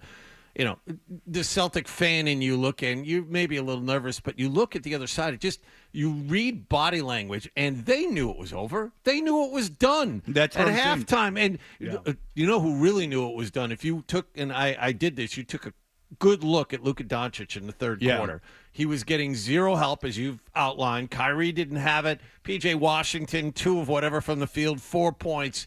He knew he had to do it alone, and against a team like the Celtics, who are as deep as they are and can throw multiple defenders. And the other thing is, when they ran Luka off a couple of picks and Al Horford was standing there for him, it didn't matter. He wasn't able to exploit that as much as he had in the past. The great defense by the Celtics. If you're not deep, you only have 1 or 2 guys. You can't beat this team. No, you can't, and which is great for basketball. And the thing is that I agree with you. Doncic was relieved at the end of the game. I thought Doncic was relieved at the end of the game. Like, he knew. And that's what I'm saying. Like, watching someone seeing these games with fresh eyes, it is interesting. Just, you knew the game was over right away. And good on Missoula, good on Stevens, and good on this team. I mean, their path to the through the playoffs was easy, but it doesn't matter. No one's going to remember that. And you can enjoy it. One other thing, you could say it was easy, but you know what great teams do when faced with inferior opponents? They beat the crap out of them. So, yeah, they might have faced some teams that were without some players, but they did with those teams what you're supposed to do with them. They annihilated them. They were 16-3. I mean, that says something about this team. And that's what I go back to for anyone, who still wants to, go back to they didn't have to face Jimmy Butler. They didn't have to face Joel Embiid. They didn't have to go up against Giannis and Dame. And yes, thank you, Halliburton, all these guys. Well, based on the way they beat those teams without those guys, you could easily project out and say, all right, those series would have gone 6, 7, but the Celtics I don't know still, if they go 7, yeah. But the Celtics still would have won. Yeah, they would have beat anyone they played. Dominated. They would have beat anyone they played. And there's no reason to think they wouldn't have. I don't know why you would think they wouldn't have beat anyone they played. The reason I bring it up is because, and it was a good narrative while it was happening, because it was happening. When you're playing a Miami team that blows, the narrative is this team sucks because you're watching it. Now that it's over, who cares? And I always felt that way.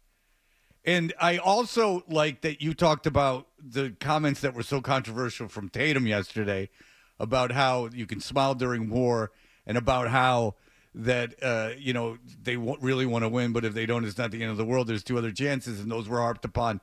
Because, again, that's sports now, and it works. This is the way you got to think. To get in that flow state, to get in that zone, you can't be – things are going to go wrong, and if you make a mistake, you can't get tight and panic. You got to have these guys. They're tremendous athletes. They've been doing it their entire life. They can run off instinct. You want them running off instinct. When you're at your best at anything, you're not overthinking it. You're not afraid to make a mistake. If something bad happens, that's the whole idea. People misinterpret having fun as like screwing off, like not caring. Like having fun is, if you're having fun at something you enjoy and excelling at it at a high level, that's your best way of performing. You're going to feel pressure. They all feel pressure. Everyone feels pressure. But if you're enjoying it, you're more likely to get in that flow state, so it all works. So I'm just trying to think of things people screwed with this team about. And I think it's ideal that Jaylen Brown won MVP of the finals. And like you said, Hardy, it was a toss-up. It could have gone to Tatum, and no one would have complained. But I'm glad it went to Brown. It's good that Brown got it. Yeah. So congratulations to Brown. You're the best player in the playoffs, and you got the trophies. Tatum obviously really cared, which was awesome to see. I mean, he didn't want to let go of that trophy, and it was a tremendous night. It's a very likable team. And they answered every question about them during the season. Can they do this? Can they do that? Can they score under pressure? That's can what they, I was Can they win? saying. Can they win the whole thing? You know, can Kristaps Porzingis fit in well? You know, can Drew Holiday kind of push his game down and coexist with everybody else? Can they play the defense they need to play against great players? There are no questions left. This is as satisfying a championship as you can have. And no more Kyrie Irving. Can you too? Yes, and you beat Kyrie to do it, which is fantastic. Yes, and Kyrie doing what he did was the best thing that could have happened to this team. And Al Horford got a championship too, which is nice. Yeah, which is very nice. And Jaylen Brown getting the MVP. I'm not going to take a huge amount of credit because I just like the odds on it, but I did see it coming to that extent, and someone else saw it coming too, Fred. Milliken's cousin, cousin Milliken, saw Jaylen Brown coming as MVP. So much so that he prepared a little something last night. Really? Yeah. All right, when we come back. You want to do it here? Yeah. Might as well. Okay. I got Milliken's cousin fever. You bring him up. Don't debase yourself like your cousin. Tyler Milliken's cousin's cousin, Tyler Milliken. Don't debase yourself showing those pepperoni nips. Not yours, because you're an intern. You're his cousin, Tyler Milliken's cousin's cousin, Tyler Milliken. Yeah, is off showing his nipples every time there's a triple shown. Yeah, it was brought to my attention last week, and I don't like that influence on his cousin, Tyler Milliken's cousin. Sure, his cousin's cousin, Tyler Milliken, bad influence. Got it. You follow Wallach. You wear that hoodie on a 98-degree day. You cover yourself up. Or don't do anything you're not comfortable with, Tyler Milliken's cousin. If I can extol anything on you as an intern, that's what I'm saying. If we can't do it here, we can't do it here. We got a ton of stuff. We got so much stuff I don't know. I think we can do it here. All right. We'll be back in just a moment. Sports Hub headline.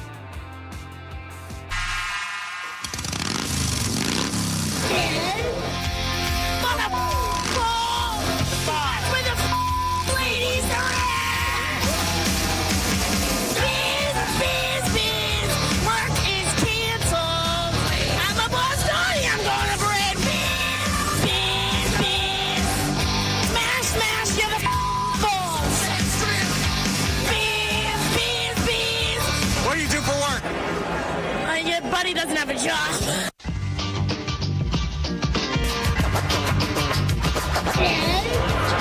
All right, we might have Tower Milliken's cousin. You hang on. We might not have time this moment. Tim, go ahead. Hey guys, good morning. Is a Celtics player.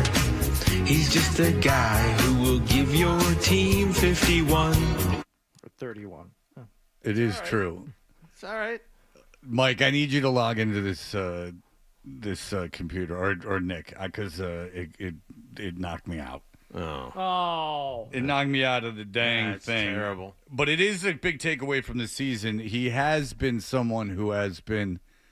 Nick walking in his room never gets old to me. Listen, no one loves you more than me. I am supportive of hell of you, young man.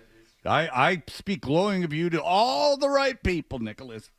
I can put my head on a pillow knowing that I have served you well, sir.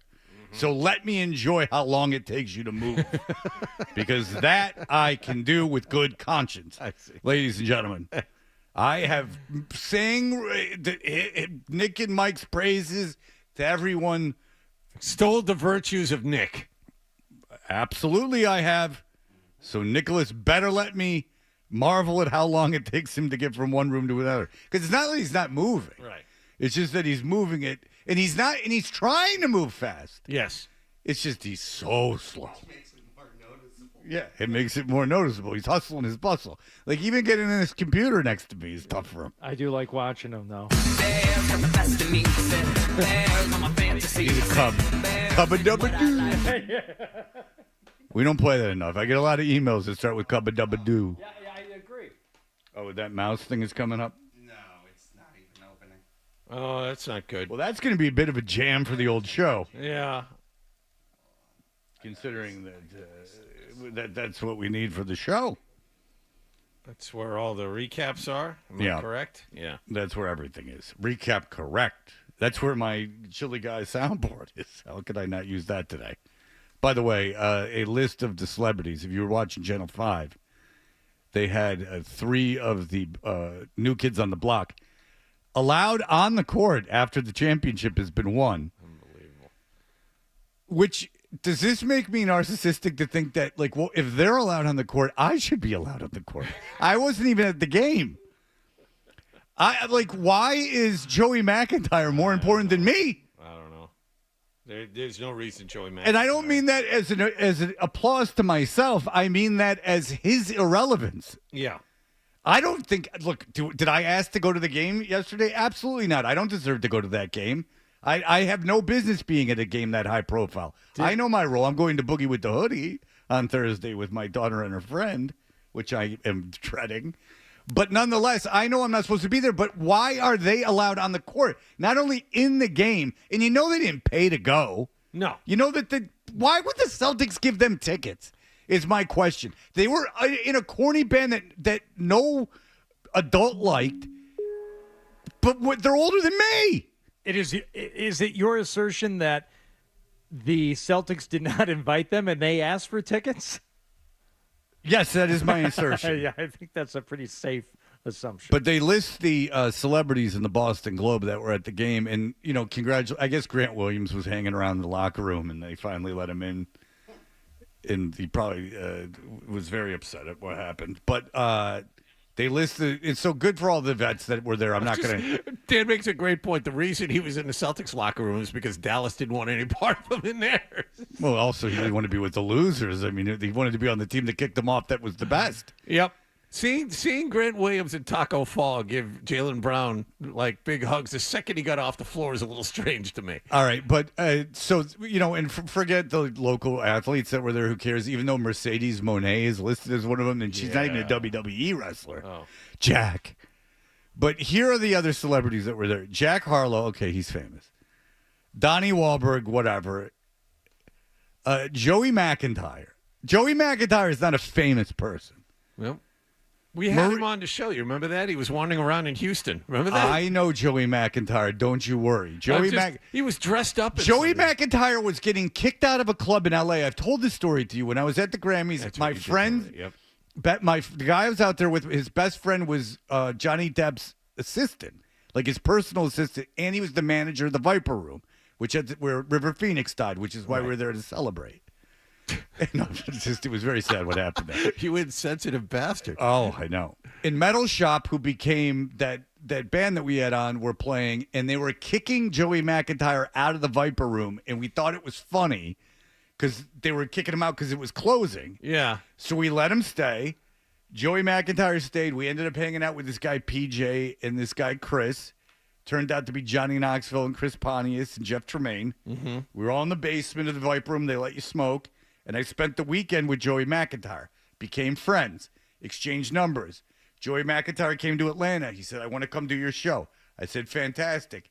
So before he came in, I asked a bunch of old ladies who were fans of his to come to the studio. I had 60 women in the studio. Joey McIntyre walked in. There was no protection between him and the women. And we're no longer friends. That's my Joey McIntyre story. Well done. Thank you. Well done. How are we doing over there? He was not happy. It's fixed. Okay. He was not happy with yours truly. Well, he came on the show, though. Yeah. Well, Came on you the probably show. don't remember. He's got so much going on. Maria Menounos, another celebrity that was there, who we can't remember what she did other than be on Stern. Gas station television, Fred. That's the only time I see her. Well, I'm giving her You're the filling gas up. face. You're filling up your car with gas, and there she is on the screen, there on the pump. That's it. Michael, which is like the girl who was on that we just Extra put. and E! Exclamation point. When was the last time she was on either of those two programs? And when was the last time E was on television? Like, is E a network? They played Will and Grace back in the day. Okay. Oh, she has a cameo in Tropic Thunder, too. I forgot about that. Okay, when was that movie? A few years ago, Wallach. She was actually in Cameo for a while after. Wow. Yeah. Ow. I had no idea. Camille Kostek, who you told me is Rob Gronkowski, you said wife. But I thought he he was married to her girlfriend. Millie's a rapper, and I don't know, but maybe he's very big. And Michael Rubin, who just owns the team. So it's a real collection of who cares. Yeah. Which, if I'm a fan, I'm kind of pissed off that's who gets free tickets, to be honest with you. Did you say Bivens was there too? Yeah, he was there. He was on the toilet. Love Bivens. And go ahead. I think he might be rich. And go ahead. And go ahead, honey. You go. Honey. It's not Ann, it's Sarah. Oh, I'm sorry, baby. It's a Dummy Gummy Tuesday? Yeah, I had a late night. Okay. So anyway, I just want to say to you, Fred, that the celebrities, New Kids on the Block is one of the biggest bands ever. I'm not a fan of them. I enjoy Hootie Wada Wooties too. Sarah, tell Fred about going to prom with Matt Damon and Ben Affleck. I know. Not with Matt Damon. I triple dated. You triple at the deemed prom. him? No, dated. It was a I triple know. date. Relax, bro. I went on a triple date to the prom in Brookline with Ben Affleck. I know him. I grew up with him. The reason Jack Harlow is there is because he just did a movie with Matt Damon. Jack Harlow's a star. The Instigator. Yeah. He's a star. But the New Kids on the Block were the biggest band of the 90s. Yeah, that's which true. Is when I'm pretty sure the rapper from Detroit, Eminem, became popular. So, Yeah, you are right. I mean, The New Kids on the Block undoubtedly were the most popular band of the 1990s. There's no question about it. You've hit the nail on the head. I believe they probably came out with 0 albums in the 90s, but that's a good point, Ann. I enjoy your and I like that Sarah. I like that you and Hardy are friends. I love Sarah. Hi, Sarah. Thanks for calling. We're very good friends. Sarah, how many cocktails have you had? A lot. Sarah, have you been up all night? That's my, I think that's my cousin. No, I don't doubt that at all.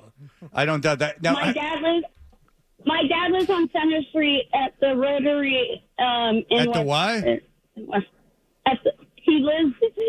bought the. He lives at the Rotary in West Roxbury. he lives on a and he bought rotary. the- Well, la-di-da. Where at the Holy Name Rotary? In a tent? No, it's a rectory, the old rectory at on Center Street in West Roxbury. Oh, really? What are his hobbies?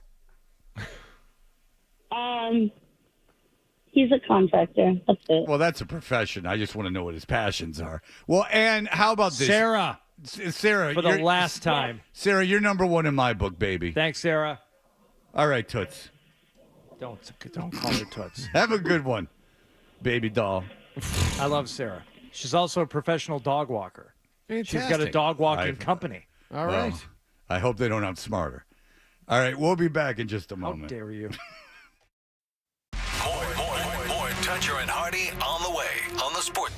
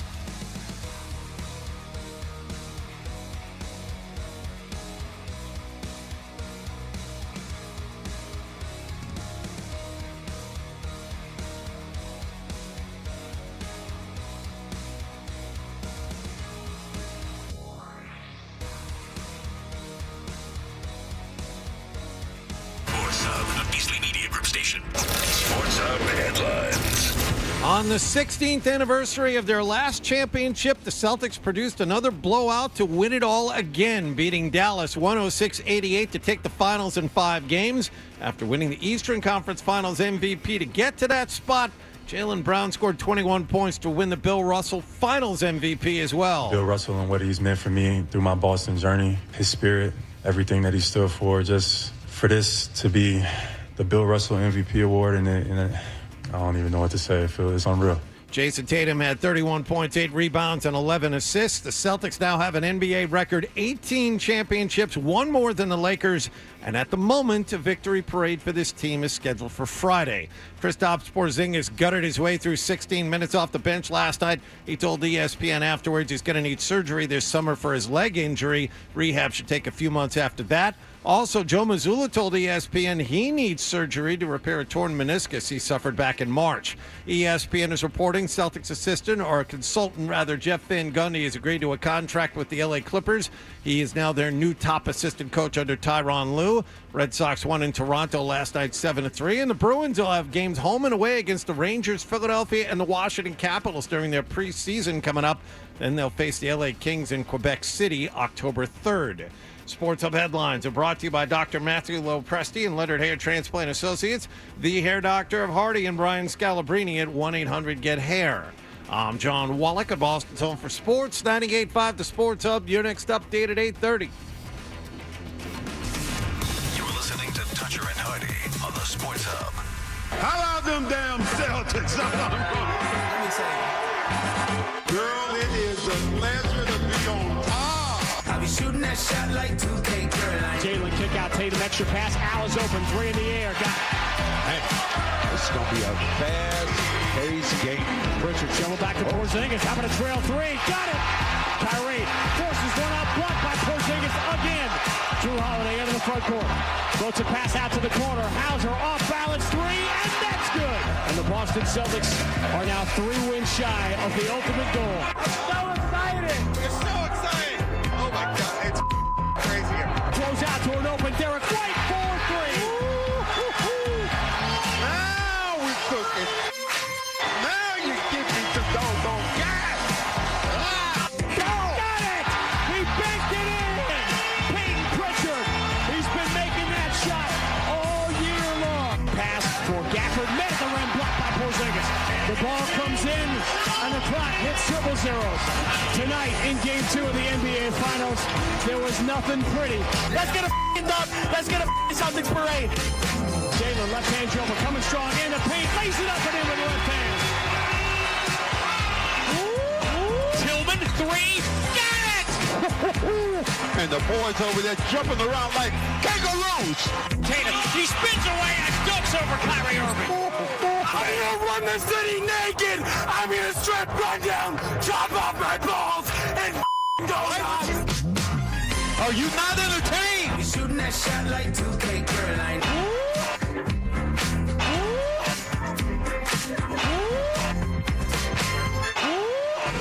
Lively makes the extra pass to the corner for an open Dante Action for 3. Celtics Nation had visions of Boston dribbling out the clock here tonight in Dallas. The clock hits triple zeros, and the Mavericks are not only alive for the moment, they are well. They score one of the biggest wins in NBA Finals history, the 3rd largest margin of victory, and Celtics Nation turns its sorry eyes to TD Garden for Game 5 on Monday night. Al Horford jumping against Daniel Gafford. He wins it into the hands of Jaylen Brown, and Game 5 is underway. Left-hand dribble, Horford cuts him off. Washington stumbles, shovels it ahead, deflected away. Derek White dives to the floor, so does Horford. Gets it away to Jaylen Brown. Jaylen racing in the front court, elevates, scoops, and scores. A signature play in the first half of Game 5. Boy, getting on the floor, getting some burns out there. Suits of blood, man. Boston by 15. Got it! He did it again! Peyton Pritchard did it again with the world watching. He knocks down a half-court 3 that will send the Boston Celtics into the locker room with a 21-point lead. Holiday up makes left-hand dribble drive, 17-footer. Got it! The inevitable is forming into reality. Boston by 22. Kick into the corner. Al, 3. Got it! You asked, was a bomb squad coming out tonight? Finds the cutter. Porzingis two-hand slam. Whose house is this? Whose house is this? It's no longer what could be or what might be. The 2024 Boston Celtics are one of the greatest teams in NBA history. The final score, Boston 106, Dallas 88. The Boston Celtics are world champions for the 18th time. I'm not hearing the joke. Oh, yeah, that's why. All right, here's the thing. Young Nicholas, he was out at the big celebration. Blame it on me. Yeah. The big celebration last night, everyone was going crazy. You can see it all at 98.5 The Sports Hub. You can see it. I've been a collaborator. Danielle, you're not going to wave? She just waved.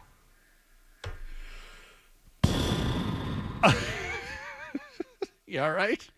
I mean, we're friends. I wave. I expect to wave. She back. didn't see you. It's Well, all I right. mean, look at me. I mean, what am I? I Invisible? understand. Young Nicholas was out at the big game last night. Everyone was going crazy, and here's what people had to say. Can we use this room radio? Yes, for sure. All right, describe the scene. Oh, there's a lot of green, energy. I'm loving it. I'm loving it. It seems like you have the best seat in the house. I do. I'm very comfortable out here. I'm very comfortable. He has a fold-up chair, and he's sitting in the middle of Causeway. Oh, my goodness. That's a Little League dad right there. Wow. That is a guy that just had a folding chair in the back of his car. The nylon folding chair with the cup holder in the armrest. Oh, boy, that cup holder that will fit no cup. That is too small for every cup that ever existed. Not one of them new Yetis, that's for sure. I'll tell you this. You can't put a Stanley in that thing. Nope. Yeah, I love to see it. I had to take it in. It's a beautiful view. What's the craziest thing you've seen so far? They climbed half of TD Garden. They climbed the North Station sign. Nick, come in here. I need you to come in here. So we'll play a couple more of these, and then he'll get on the mic. Maybe after the break. Never out of breath. Minutes from now. He must have been told with that fake heart, don't get going too much. You're hurt. Don't stress yourself out with this walk and stuff. Oh, look at those thighs. Cubba-dubba-doo. Luscious. What was that? Cubba-dubba-doo. He really is a little cub.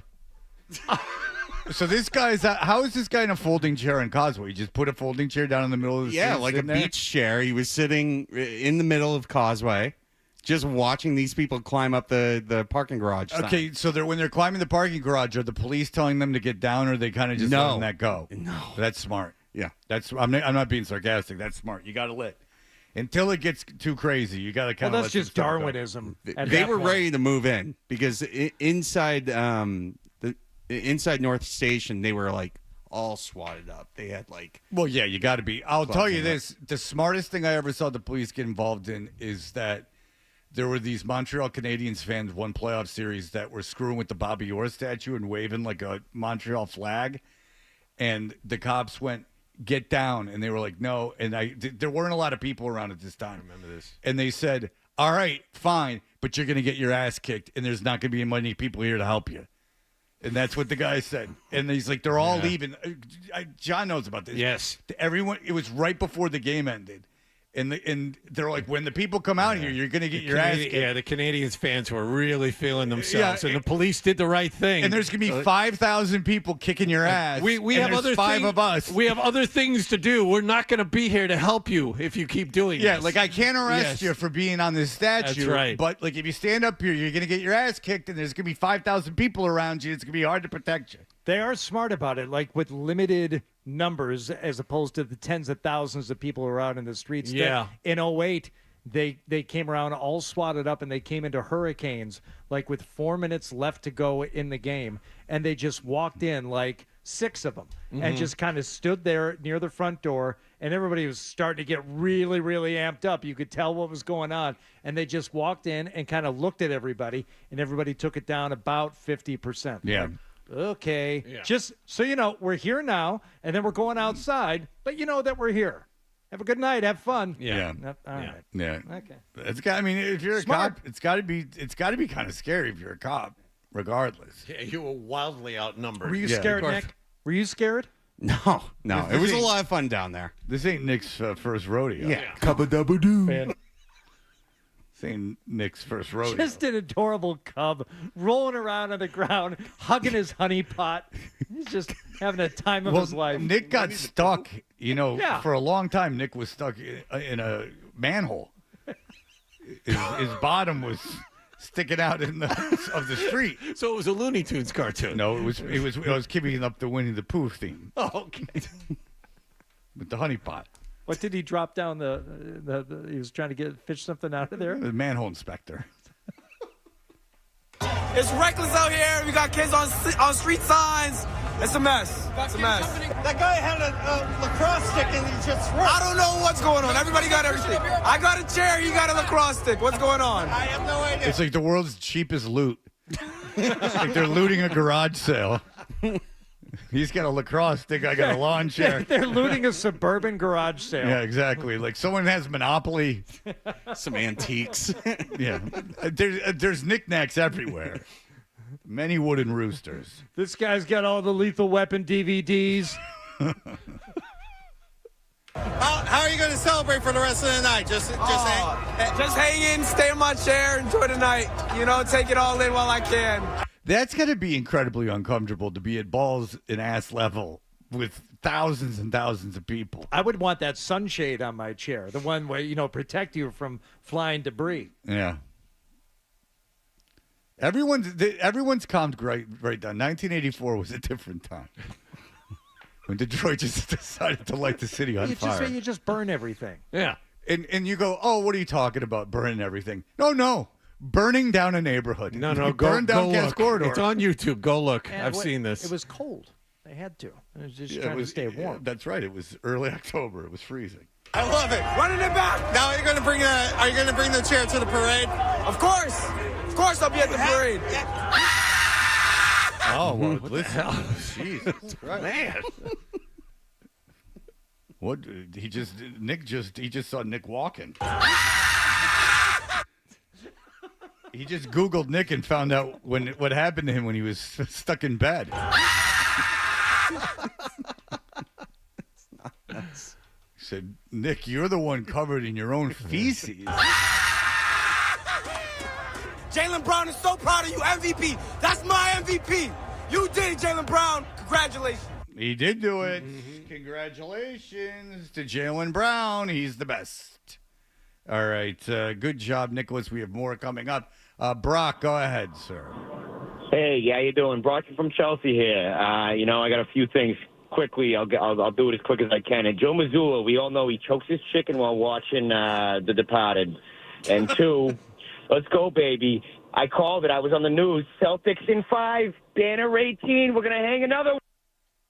I didn't hang up on him. Cub-a-dubba-doo. And I think if there's any chicken choking going on, it's to the movie The Town, not The Departed. Yes. It's The Town that he watches on a loop. Well, now we know who the real hero is. It's Hardy, who's broke bread with the man. He Yes. had dinner with Joe Mazzulla. That's right.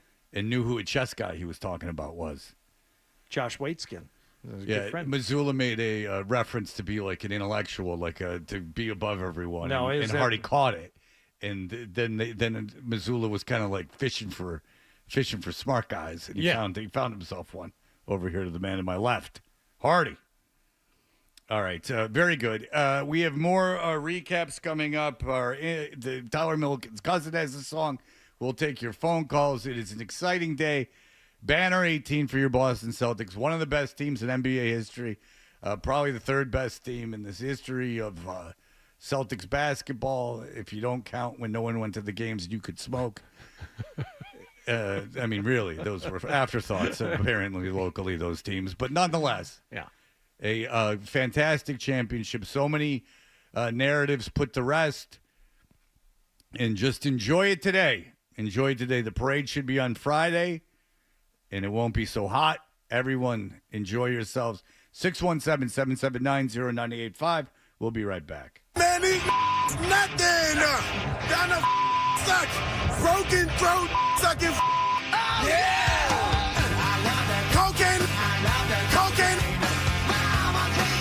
He's not from here. You're listening to Toucher and Hardy.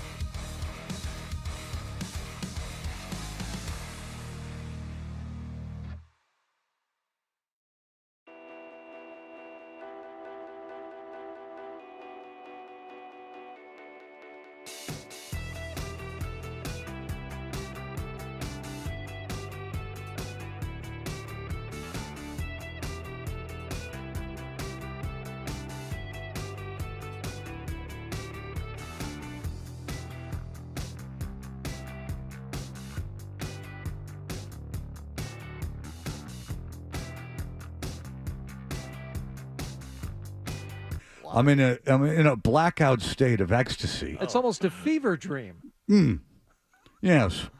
I've woken up having to be turned over because of face down in blood after the feast.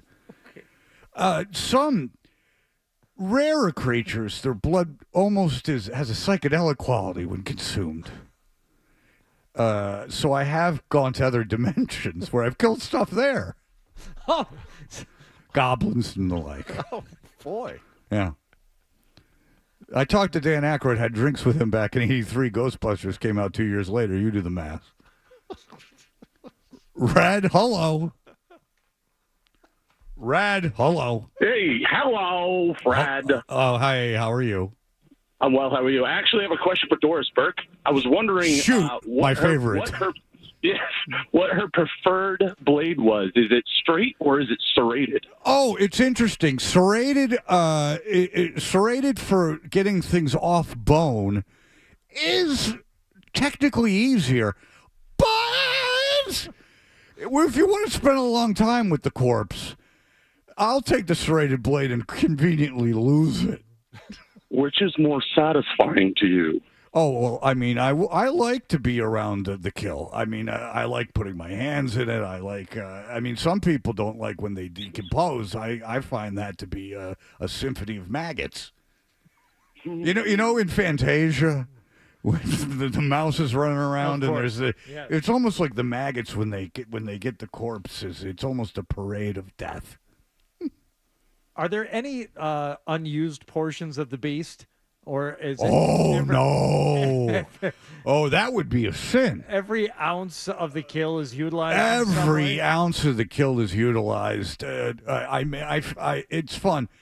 I was in the Church of Satan for a while, and you could have called me the Martha Stewart of the Church of Satan. Sure. I would make intestine confetti.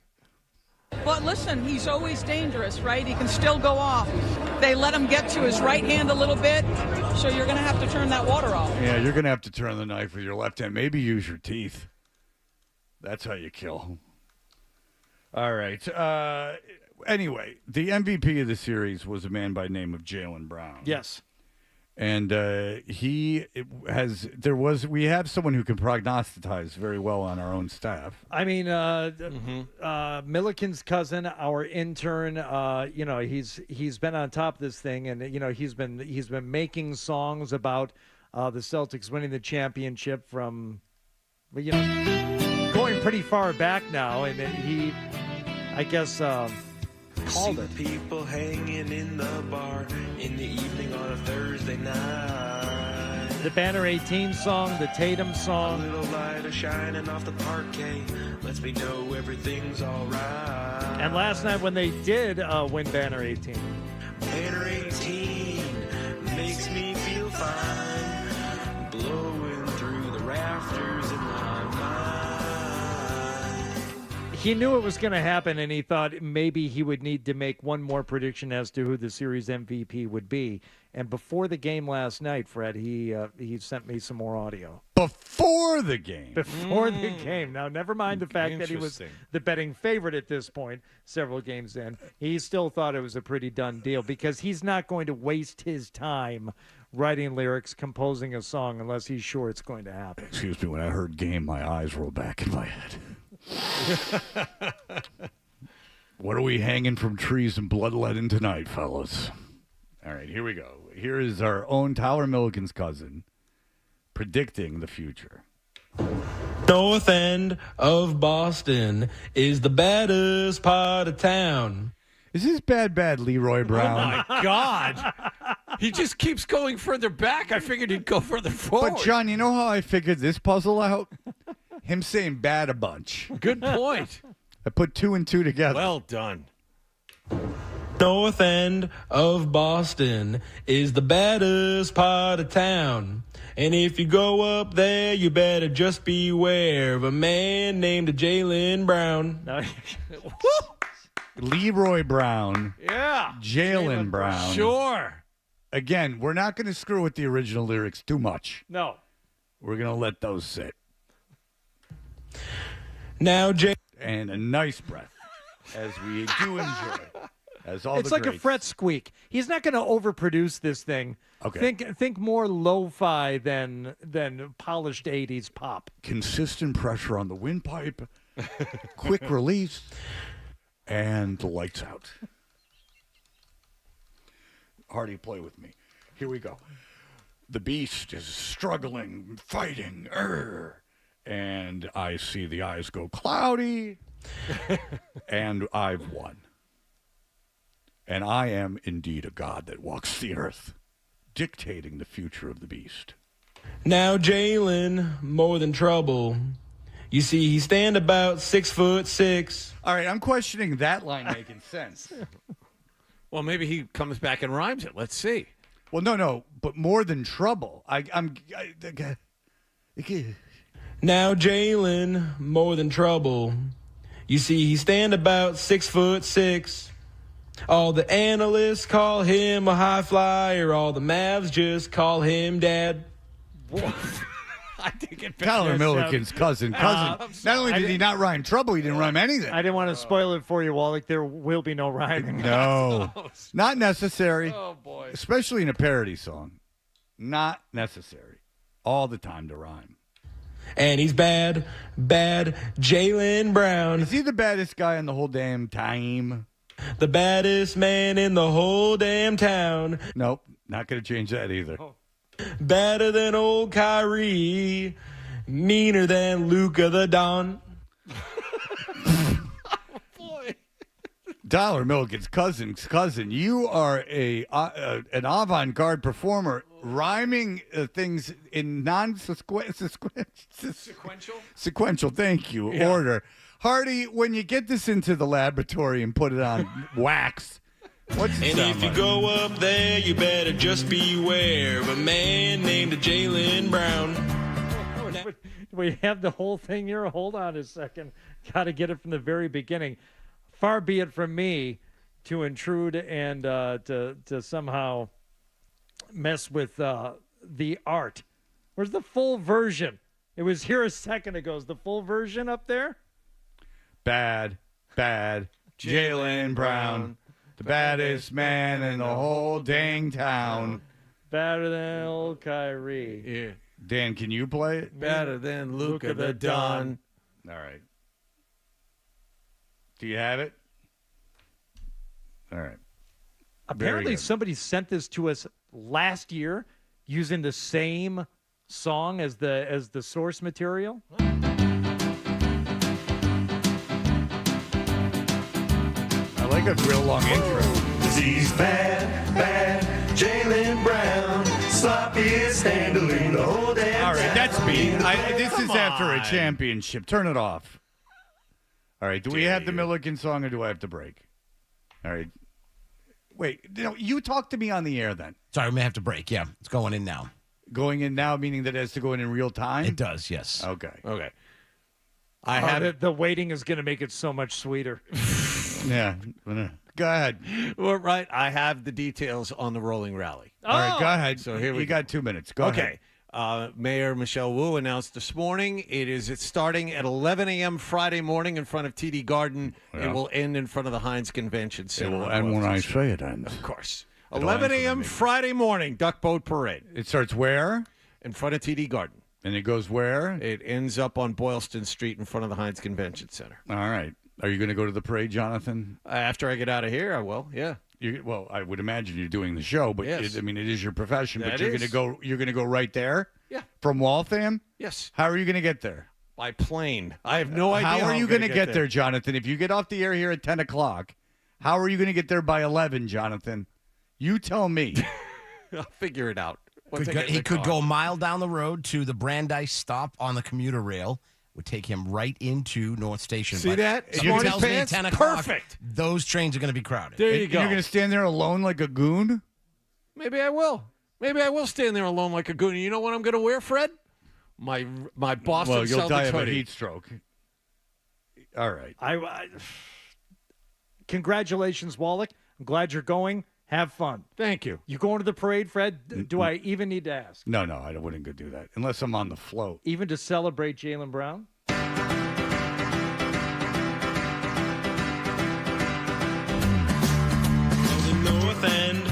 of Boston is the baddest part of town. And if you go up there, you better just beware of a man named Jaylen Brown. Now Jaylen, more than trouble. You see, he stand about 6'6". All the analysts call him a high flyer. All the Mavs just call him Dad. And he's bad, bad, Jaylen Brown, the baddest man in the whole damn town. Better than old Kyrie, meaner than Luka the Don. Thank you so much, Tyler Milliken's cousin. He's a troubadour. He really is. Well, he's a modern day Carlin. Is what he is. I mean, he's poking. And if you go up there, you better just beware of a man named Jaylen Brown. Hey, what's good about him is he punches up. You know, he doesn't get himself in the mud. That's right. He takes shots at high society. All right, so we'll be back in just a moment. 617-779-0985. Here are the headlines. Sports Hub headlines. Celtics are NBA champions this morning.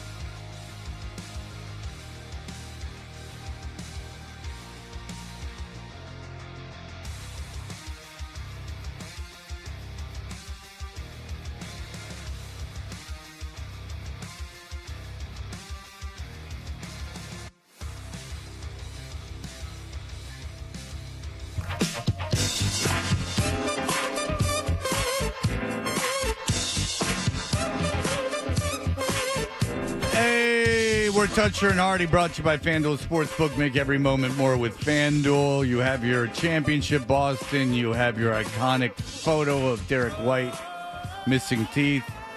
You have Jaylen Brown as your MVP. Gary Washburn said the team's going to Miami to party for a couple days. Is that true? Yeah. Why Miami? I saw it on the whiteboard. I have no idea why Miami. I have no idea what whiteboard. Inside the locker room, I saw a picture of the whiteboard in the Celtics locker room. You know, plane leaves tomorrow at whenever it was. Isn't this an odd time to go to Miami? It is a little hot there, I would imagine. Yeah. I wonder why they're going to Miami. Don't know.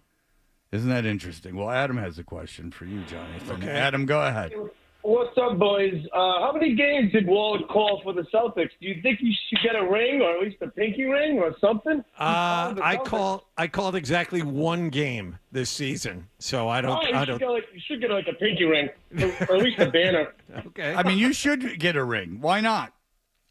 What's it to them? I mean, Grossbeck's probably all drunk and being weird. Oh, yeah, give him one. Give everybody one. Yeah, exactly. I Now got would an be the extra 20 grand sitting there. I'll just send it. Just buy one. If you think you're getting a 20 grand ring. 20 cents then. Yeah, well, listen, if you think the media gets $20,000 rings, how much are the media rings worth? I have no idea. I really don't know. Like probably like $100? That's a Gorman question. I have no idea. Gorman, by the way, I had asked him yesterday, early in the day, if he wanted to do the show tomorrow. This was yesterday, and he texted me at 3:55 in the morning, and he said, talk with you Wednesday as it's 10 of 4, and another round just arrived. So Mike Gorman is truly enjoying. He's not a young man either. I mean, No. he's up at 4 in the morning partying. If they're sitting around the conference table, though, today, and they're doing the list of ring, no ring, no ring, and they get to John Wallach. Like, Wallach, he's called games for us. How many called this year? Just one. Oh, but still, he deserves it. How was he in that game? Did he do a good job? Missed the shot. Rebound is a run out to Tatum, who throws it down two-handed. This is the Globetrotters against the Washington Generals right now. Really? John, this is an NBA team. Every team makes runs. Come on. Timeout, Atlanta. Be respectful. You're in this is people's home. How'd that turn out? It didn't turn out well, Hardy. They were up 30 and lost. What? Yeah.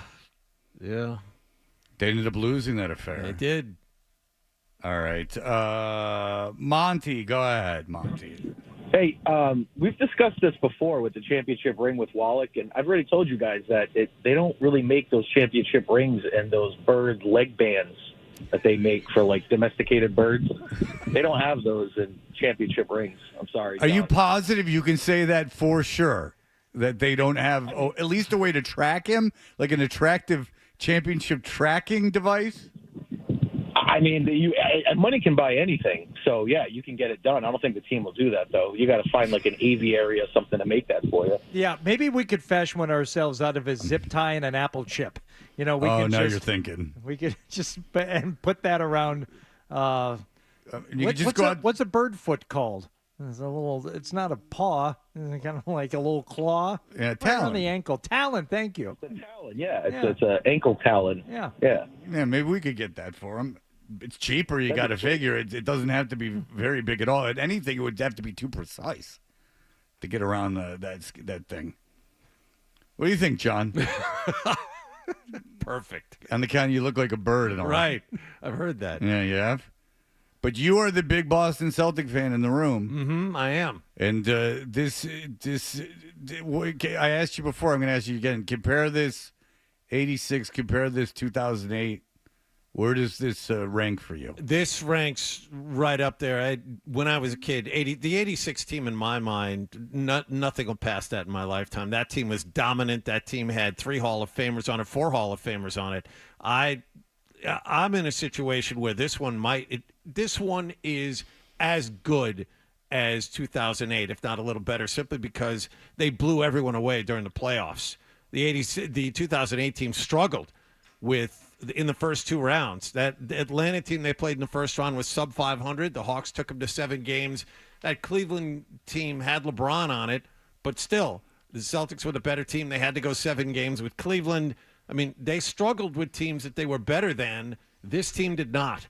I have two reasons why it might be better, too, than 2008. Not 86, but 2008. Okay, I have one major one. Let's see if it's the same. The 2018 was kind of just put together. It was like a free agent bonanza. This one was drafted. The two best players were drafted by the Celtics. They've been here for a while. Well, it was trades got him that roster. They traded for Ray Allen and traded for Kevin Garnett. Fine, trades, free agency trades, whatever. They didn't draft the guys. They weren't like Celtics. I mean, Kevin Garnett considers himself a Timberwolf, and Ray Allen considers himself a free agent, A man of the world. I mean, yes. he doesn't. He just took a while to get those bridges. And second of all, there was an expiration date on that team. Like that team wasn't going to win forever. This team, I mean, they're going to have the core of Tatum and Brown. It's going to be, they're not going to have Porzingis, and they're not going to. It might be tough to keep Holiday and other pieces for a long run. And Holiday's getting older, but your two main pieces are just entering their prime. No, you got 4 or 5 years on. Just go with Pierce and Garnett, 31 and 32. I think they were in 2008. And with Jaylen Brown and Jason Tatum, this championship feels more like the start of something. Now, I know they got back there in 2010, but you could tell it was going to be a short window. I don't know in today's NBA if you can have really long windows anymore, but if you can, this will be the start of it. They are going to sign Derek White to a contract extension this offseason. Drew Holiday just signed a 4-year, $130 million extension.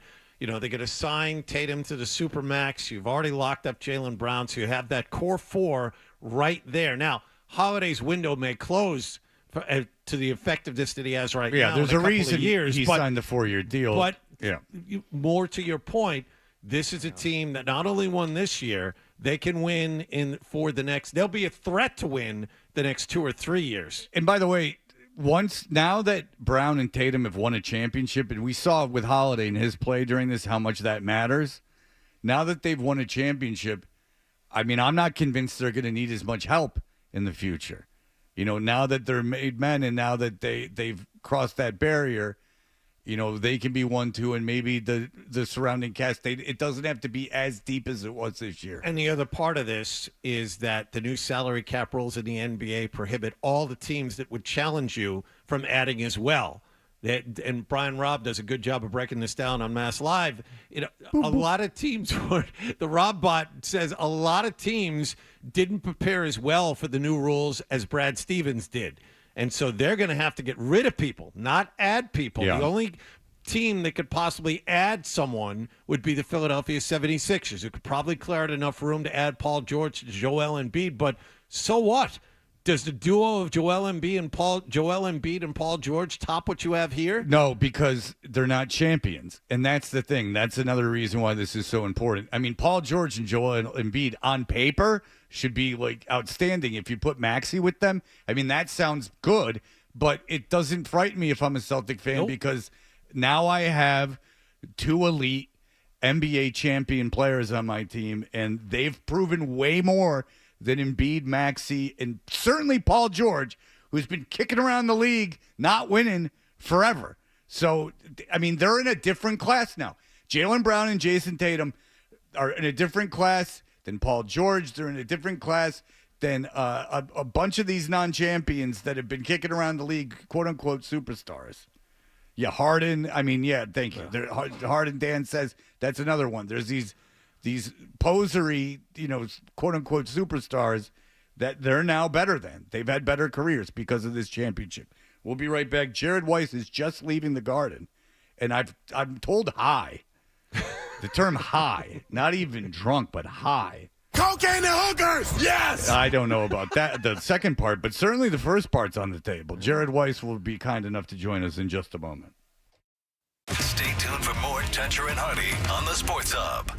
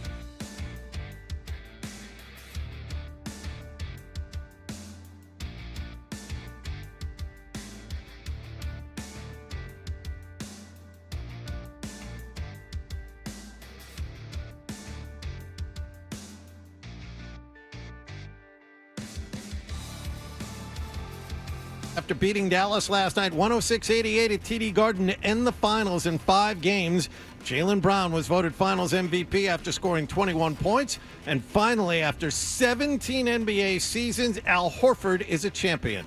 Man, I'm so grateful. It's been a lot of years. I don't think it's sunk in yet. I'm going through the motions right now, but I don't feel like it's over. This is an unbelievable feeling. Yeah, the confetti, everything's going on, but it just hasn't hit me yet. Boston Mayor Michelle Wu has announced within the last hour the Celtics rolling rally will begin at 11 a.m. Friday morning at TD Garden, work its way through the city to Boylston Street, and end right next to the Heinz Convention Center. In other Celtics news, Kristaps Porzingis told ESPN after the game he's going to need surgery for a dislocated tendon in his left leg. It will require a few months of rehab. And Joe Mazzulla added he'll need surgery to repair a torn meniscus, which he suffered back in March. ESPN is also reporting Celtics consultant Jeff Van Gundy has agreed on a contract to become the top assistant in L.A. with the Clippers. And the Red Sox won in Toronto last night 7-3. Tyler O'Neill, 2 home runs. This 3-game series will continue north of the border tonight. Sports Hub headlines are powered by the commuter rail. $10 weekends includes all federal holidays, so ride unlimited this Wednesday with the $10 Juneteenth holiday pass. Get it now on the M-Ticket app. I'm John Wallach at Boston's Home for Sports, 98.5 The Sports Hub. Your next update at 9:30. You're listening to Toucher and Hardy on the Sports Hub. Coming in on the radio. Tatum switches to the left hand, attacks with a mid-block, stop and start on Lively, runs it off the window, scoring the foul. The world said, Jason Tatum, you have to show us with the championship on the line, and he has been the best player on the floor from the start of Game 5. We're going to have a little fun. Count it and walk. A little fun. We did it. We did it!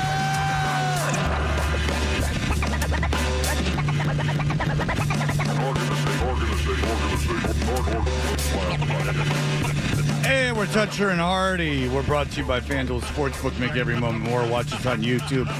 Search 98.5 The Sports Hub. Hardy's on that YouTube thing. He's talking to the people, man of the people. Yeah, somebody was calling me out saying that I sold my Jaylen Brown MVP bet after game 3 or 4. I said, no. Don't confuse that with me selling my Bryson DeChambeau bet after you had mentioned you were going to sell the Jaylen Brown. I said I was thinking about it, but I did not. I held on to it. Bryson I sold and cost myself a princely sum because after he knocked it so far left and he's taking those practice swings from underneath the branch, I'm like, oh, you sold it then? I still made 10 times the bet, but it cost me half of the profits. It seems like every shot of his was from fescue.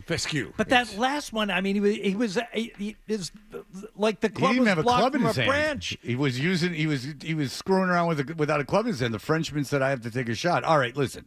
Jared Weiss has been up all night. Jared Weiss is the writes about the Celtics for The Athletic. He's a friend of the show. He joins us on the Volkswagen Dealers Expert Hotline. Jared Weiss, hello, sir. Good evening, or I guess it's morning for you guys. All right, Jared, don't rub it in that you're a party animal. I mean, Jesus Christ. We had to get actually just left the garden. I just finished writing. Okay, so take us through the evening. This is interesting to me. So game ends, we know when it ends. There's the trophy thing. There's the press conferences. When does all the official business end at the Garden? It seemed like, honestly, I didn't have much of a concept of time tonight, but it seemed like people were probably heading down to the party around, I'm guessing, like 1-ish, something like that. Oh, really? So it went on that long. Are the players like way cooler than they are normally? Is it easier? Are they talking to you in a totally different way than you're used to? Not that you have a bad relationship with them, but they're in this like state of ecstasy that they're much easier to deal with. Yeah, there's definitely a guard dropping, but I think it was more on the kind of emotional processing side. Like you saw Jaylen Brown's press conference where he was feeling, he was like brought to tears thinking about his grandmother. Jason Tatum with like exuberant relief. He kept going like, oh my God, and wow. He was like, I cannot believe what's happening right now. Sam Hauser just screaming incessantly in my face. Like there was like a wide gamut of emotions. Yeah. Okay, go ahead. No, I'm just wondering, like, who seemed to be like the most overwhelmed by it. I know that, for Jaylen Brown, it had that secondary aspect of winning MVP on top of it, even if he was favored going in. Sam Hauser, who ended up probably contributing more than he thought he would have throughout these playoffs. But was there anyone? Was there anyone else who just seemed like completely out of their element and was taking some extra time to try and process it all? What's funny about this team is that not really, because they've built this roster full of very composed personalities. And so, honestly, what was interesting was, at least when I ran into them, like Joe Mazzulla continued to be balanced, continued to be Joe Mazzulla. Al Horford is, very, very steady guy. He obviously was very emotional. I mean, if there's anybody that had, really needed this championship, it's to see Al Horford, after 17 years, finally become a champion. This was the one. It was really special for him, and you could see that he really felt the gravity of the moment. But he's not the kind of guy that's going to be like, "Oh my God," He's kind of a more composed guy. So really, it was mostly just the rookies who were just ready to party. Those are the ones that really went out of the ordinary. Well, they weren't tired, so they had that going. That's very true. Yeah. That's very true. We're all tired at this point. They didn't really have to shower, so they could get right at it. God, I saw reports that Joe Mazzulla was walking around the floor at like 3:30 in the morning with his wife, just taking it all in. Did you see any of that? No, it's funny. I literally came out right after they left, and everyone's like, "Oh, were you there for Joe?" I'm like, "Wait, what happened?" I was there. I was working in the back initially, and at 4 a.m., Derek White ran in screaming, F yeah, over and over again. He didn't say F, he said more of that. I was like, oh, okay, I guess the guys are back from the party. And so, apparently Joe and his wife took a nice little stroll through all the confetti, and then Jaylen came out and was watching a bunch of the media people getting shots up. And they all hung out with the trophy and all that. So it seems like they all kind of came back after the festivities were over to soak it in. Okay. And it was a very cool scene. I spent the last couple hours working out there, and it's literally just it's an empty arena completely covered in confetti. Okay, so there's the game ends, the players do what they have to do, then there's a party, and the players come back to the Garden and then get taken home or taken to Miami from there. And so I guess they're going down to Miami now? Yeah, they're flying out Miami down to Miami today. I assume they're going to be down there for a couple of days to have some fun and then come back for the parade on Friday. But I think it's everybody probably have their cars there, so they probably needed somebody to get the cars and drive them home and all that kind of stuff. So, they probably forgot something. It was pandemonium. I'm sure everybody left a little something there. Did you get to see any of the Dallas Mavericks locker room or any of the reaction from the Mavericks?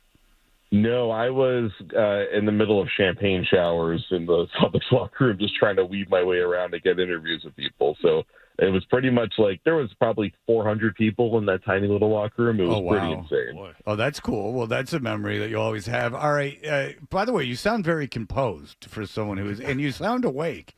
So whatever you're doing is working. Literally, I just took Tylenol at 4 a.m., and the second wind has been pretty strong. So I'm about to go get breakfast at my favorite cafe, and we'll see how long I can ride this wave. How cute. Tylenol has an effect on the guy. Well, I had such a bad headache, I had to get through it. I understand. All right. I would give if that. I mean, Jesus. It's more about these guys than you. Yeah, I know. If it's not, doesn't take a prescription, it's not going to hit. All right.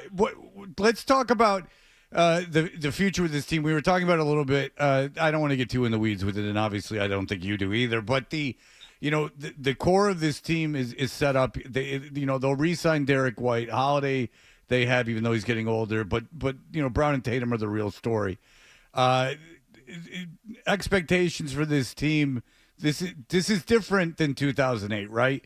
Does this feel different in that this seems like this could be a longer runway than the 2008 team had? I actually wouldn't say that necessarily, because that 08 team got 5 really good years. It wasn't until 2013 that they fell off. And so 5 more years of this is a lot in the modern NBA cap environment, because if they want to pay Derek White what he's worth, which is a lot of money, and then they have to keep Sam Hauser, Jason Tatum's about to get the Supermax. They're committed to such an insane amount of money that I don't know if they're going to be able to keep this team together long term. And then you have to think about, like, how is Kristaps going to age, considering he needs surgery he's now gone, and he got hurt. I don't really factor him in. Do you think he's necessary for them to win? He's got one more year. No, I know, but I don't expect him to get through two the more year. years. Is Well, it here's two? the thing. Okay. Here's the thing with KP is KP is what made them so incredible all season. Right. And then somehow they won the championship without having to rely on them. And I think a big part of that was obviously like they had the path really clear for them on their way to the finals, and then they just were a great matchup against Dallas and was able to really kick Dallas's ass. But like they're going to need Porzingis in the future. I think they're going to probably have a better gauntlet through the East in the future. And Porzingis is such an important player to the way they play.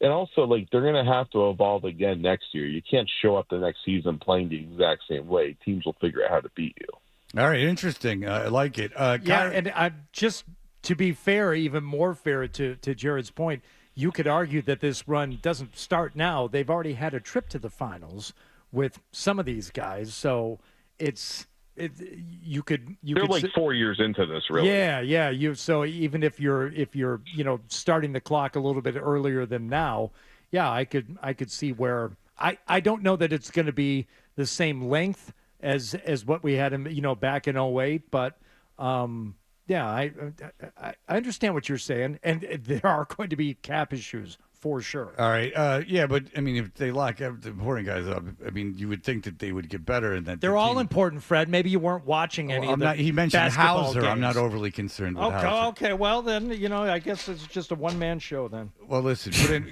get me Fudge from the post haste from the Mavericks. I like him. Is the Kyrie Irving thing over now? As far as you're concerned, as a journalist, as someone who covers the team, is that whole narrative in the past now that this has happened? Yeah, because he went in on everything over the course of the series, and it really continued to be a story as the series went on. But he finally opened up. He apologized. He was transparent. He held everyone else that's in the situation responsible, from the team to the fan base to himself. It's like, I don't know what else there could be to peel open on this story at this point. I'm sure Kyrie could open up a little bit more about like the abuse that he faced from Bostonians while he was here, but like he's pretty much already alluded to it and addressed most of it. So at this point, it's just a matter of, do fans want to keep chanting Kyrie sucks? I'm sure they will, but like eventually that stuff peters out. Yeah, it's old. By the way, you just mentioned, it just occurred to me, and you might not know, but they were saying on TV that Kyrie got into it with a fan when he went into the announcers table. You recall he knocked over that old guy. And Is that what was happening? Yeah. Okay. You didn't hear it. Yeah, they said they were alluding to that he got into it with a fan, that a fan said something to him. And I was wondering if that was the case, but I haven't heard anything more about it. Listen, Well, I noticed that the security guards kind of started rushing over there, and I thought that was a peculiar sight. So I didn't see that. There's obviously a million things going on. But, I mean, I can tell you I heard a lot of bad stuff about what was being said to Kyrie. There's a lot of bad accusations out there, and Bostonians need to, if you're in the crowd and you hear someone yelling stuff, you need to address it, because Kyrie doesn't deserve to be insulted or demeaned in that way. well, no, we all know what you can't say. And I'm surprised people say it in public. Yep. They get your ass kicked. You can't be throwing around that stuff. All right, listen. Boy, if you're saying that in public in 2024, you got issues. Quite amazing that you feel liberated enough to try. That's I mean, something else. All right, Jared Weiss. I'm serious. That's bold behavior. Alcohol don't make you do that. Jared Weiss, listen, and get yourself to that diner. Try to run off that Tylenol. I mean, God bless you. Read all about all the stuff in The Athletic. It's going to be voluminous. Jared Weiss, thank you for everything this season. Hopefully we can talk to you soon. And enjoy your day. I'm glad you got to experience it. I appreciate it. I'll see you guys at the parade. Take care, No, Jared. you will won't. not. But thank you, Jared. We See appreciate Wallach. it. Yeah. You'll see Wallach. He's going. All right, there you go. I don't like him taking that Tylenol on an empty stomach. I just love when that affects people. Like I took Isn't a that Tylenol, cute, right? It's so You know how Tylenol affects me? Maybe it takes part of the headache away. Maybe. Yeah. And it's not even because I took pills, because I didn't, but I just think it's funny because it never did. Like even when I was a kid, I never went oh wow, Tylenol. I do want to get to this quickly. Matt, Let's talk about this. It bothered me all night. Go. Thank you. Cubba dubba do, gentlemen. How about those damn Celtics? I need to talk about this creepy white-haired old dude with the even whiter fake teeth who sits right behind the bench, the announcer's table. Excuse me. You've seen him on TNT, on ESPN. He cringily and creepily watches himself in the monitor, and last night he assaulted someone because they walked in front of his shop. Are you the one who emailed me? Yes. Okay. I sent the video. Yes. I got to figure out a way to put it up.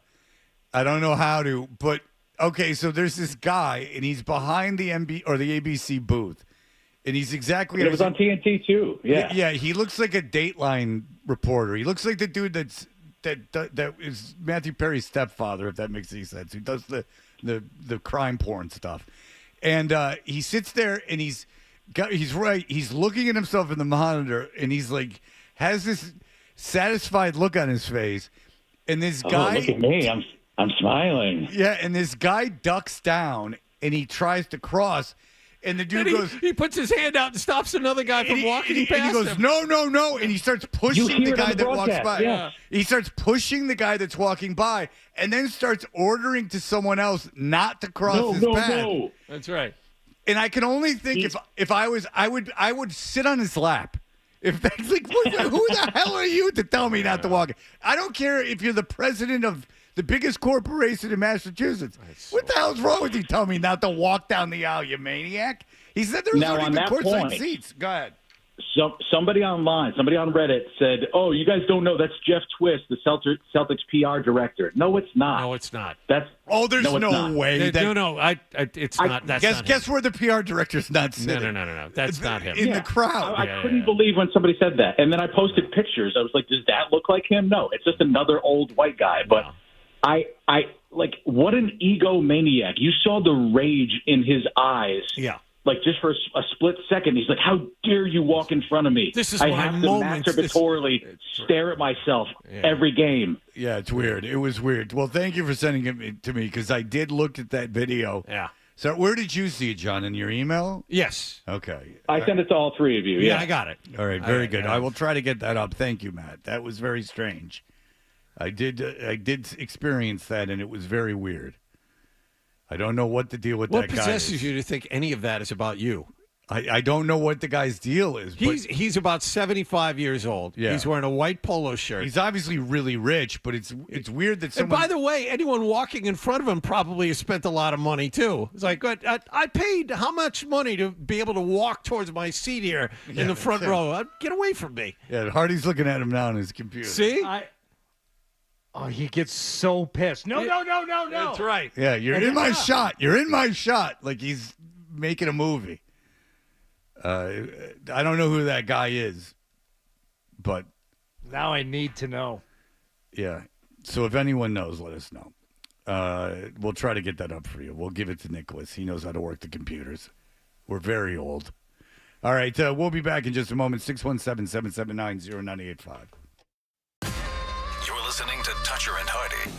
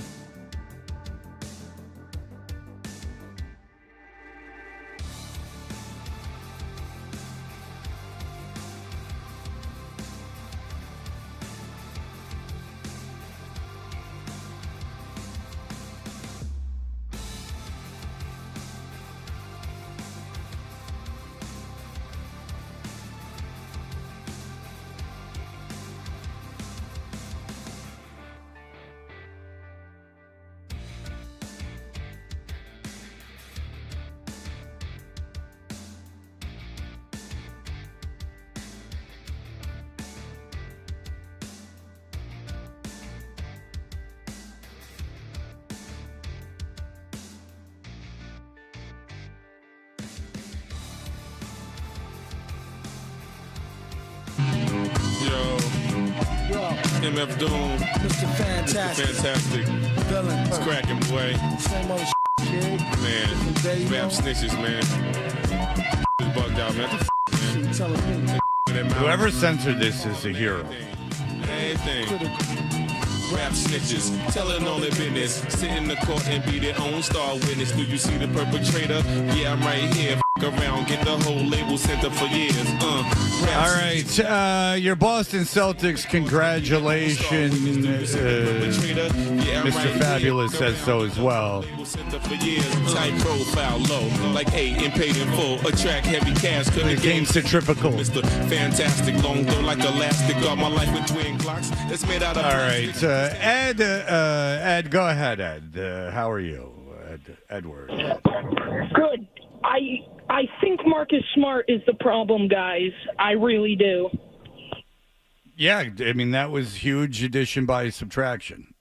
Marcus Smart allowed, I think, Jaylen Brown to take more of a leadership role on this team. Marcus Smart certainly wasn't around to take clutch shots and to break clutch shots. Wasn't around to be wide open to take those shots. Everyone left him wide open. Yeah, he wasn't around to be the quote-unquote best option. Yeah. Like if you're playing basketball by just strictly X's and O's, teams, he was a liability on offense, and he was probably a liability leadership-wise. It let Brown and Tatum take control of this team.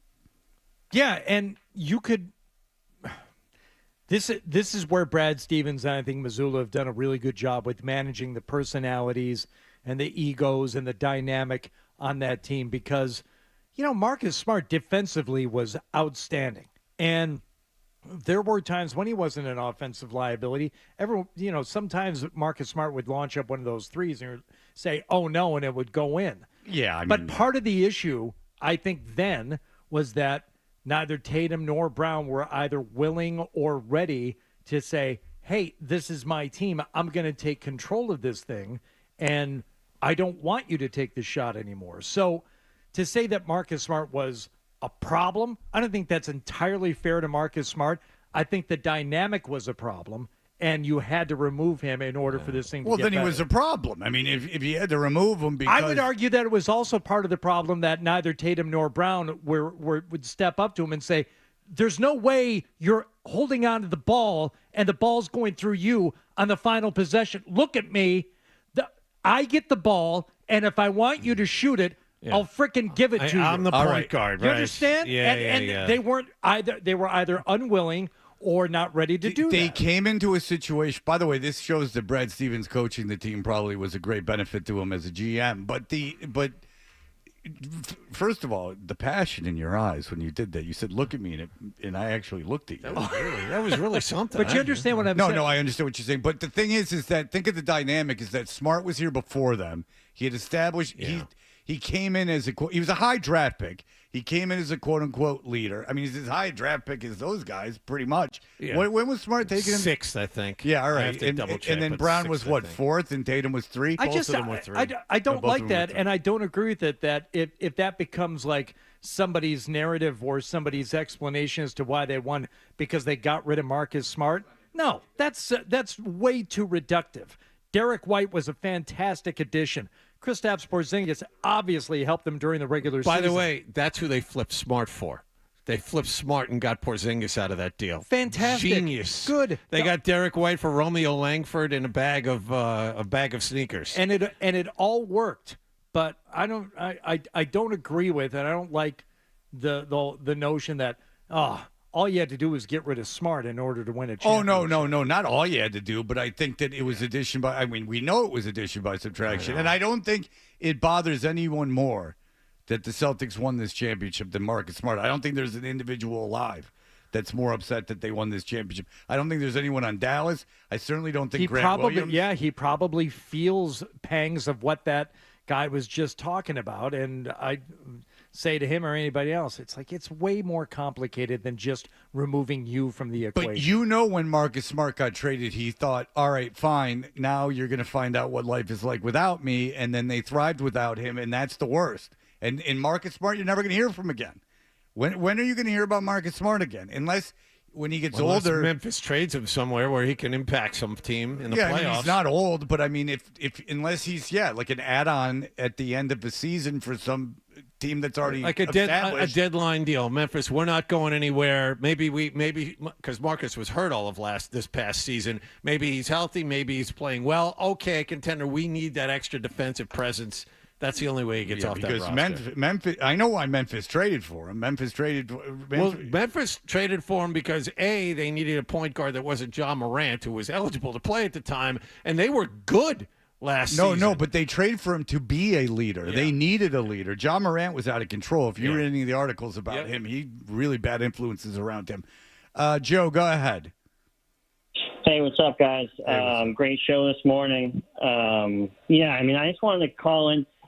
I'm just so happy for Jaylen Brown. I mean, finally getting the recognition. I mean, we as Celtics fans have been watching it since he's gone here. But, I mean, the guy's defense on Luka, unbelievable. His clutch shots down the line in Game 3, that mid-range shot he hit when they were, closing in on the lead that we had. I mean, he's just made so much more impact plays, and he's gotten so much better in those situations instead of just dribbling off of his ankle and turning the ball over. I think it's just, it speaks volumes to his dedication, and usually the guy with the best numbers, wins that Finals MVP. Jason had the best numbers, but I think, finally the voters took into account, the overall impact, and I just think Jaylen really affected the series much, much more than Jason. And he was much more consistent. But I'll tell you this, in this series, one of the most fun things to watch was Luka attempting to take the ball up the court with Jaylen Brown on him. Because they had Jaylen Brown on purpose looking to tire fat-ass Luka Doncic out. And Luka, for all we make fun of him, I mean, is a top 5 player in the NBA. There's no question about it. But the difference in athleticism, it did remind me of youth basketball. When there's a really, really good kid against a bad team.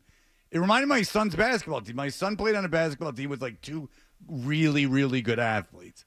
And they would play some teams, and it was like unfair. Like when they full court pressed, it was like nuts. I thought of it last night, Fred. They started doing it before the end of the first half. Yes. They started rolling, and they're like, here's how we're going to put our foot on their neck. And Jaylen Brown went up there, not quite full court, but damn near, and started pressuring the ball and made it really difficult for them to get it across. As soon as Doncic got the ball, he was harassing him. And you don't see that in the NBA, John. Obviously, you don't see that in the NBA. No. Doncic is a decent ball handler, but he's slow, and it was incredible to see the difference in athlete at that moment. Jaylen Brown is such a superior athlete. It was almost embarrassing. It was hard for him to get the ball up court. Think about the narrative. 2 years ago, when all those turnovers, he couldn't dribble with his left hand. Players came out and said it in the offseason. Watch, left-handed, we're not surprised this happened. So now he's gone from a guy who couldn't dribble with his left hand and got $300 million. And remember when they signed him to that contract? Right. How angry everyone was. Oh, my God, you're going to pay that guy. That guy's the top salaried guy in the NBA. Yeah, but that was guy, a fluke. But yeah. Go ahead. It was timing. Everyone else, including Tatum and everyone else, going to get contracts younger. But for a while, he was the number one guy. Yeah. And now he's this great defensive player that got votes for defensive player, an all NBA defensive team.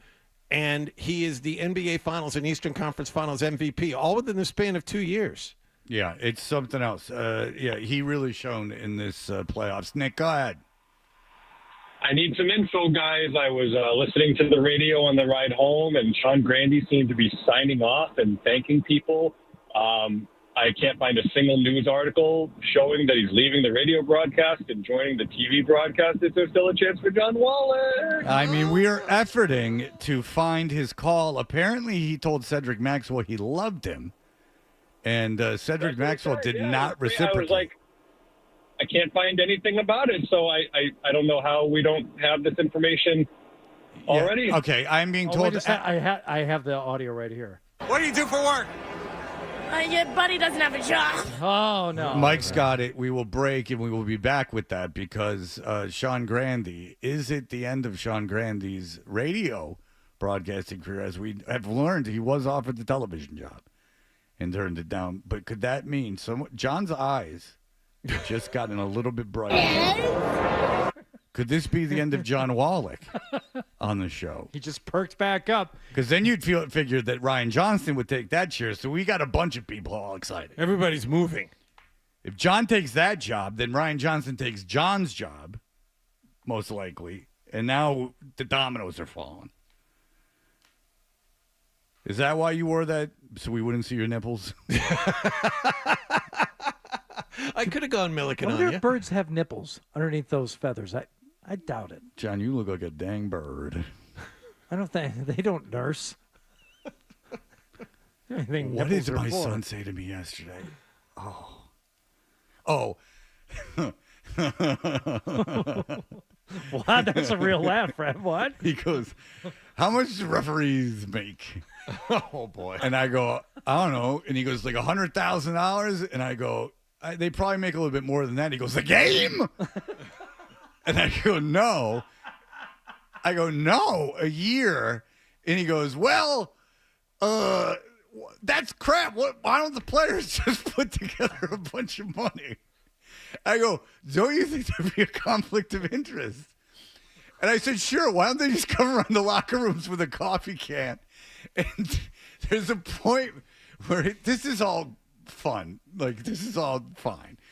It sounds, I get emails and I'm like, this is not how, you're hearing it the wrong way. Oh, no, I have the same conversations with my kids where we're both laughing at what they're saying. If you don't have a kid, maybe you don't understand this. It's a lot friendlier than it might sound. Right.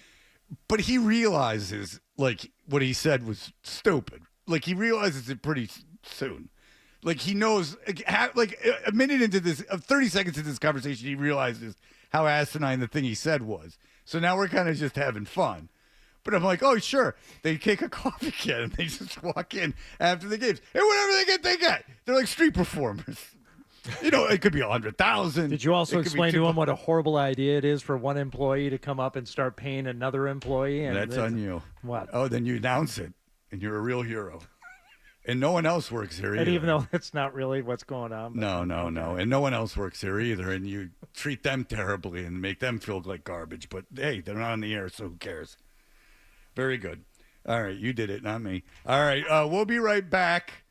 And we have a recap. We have Grandy's last call. We have the whole thing going on. We will have that for you in just a moment. Sports.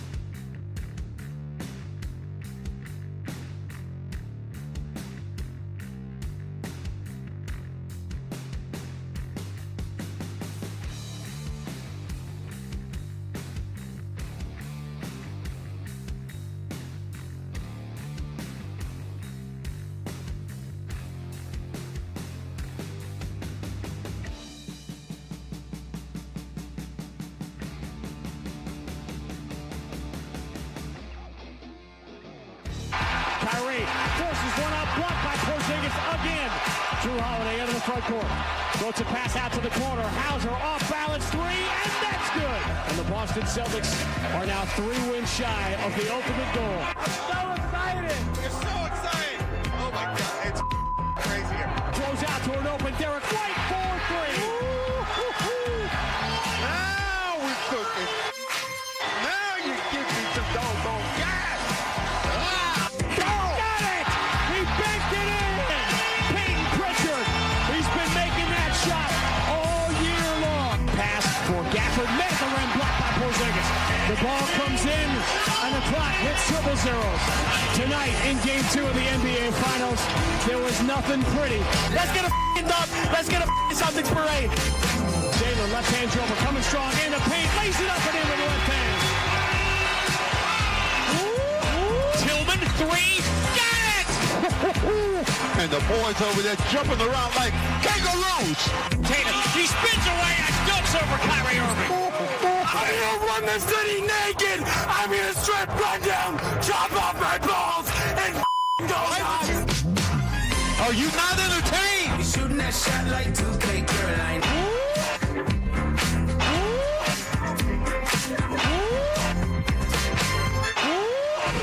Lively makes the extra pass to the corner for an open Dante Exum for 3.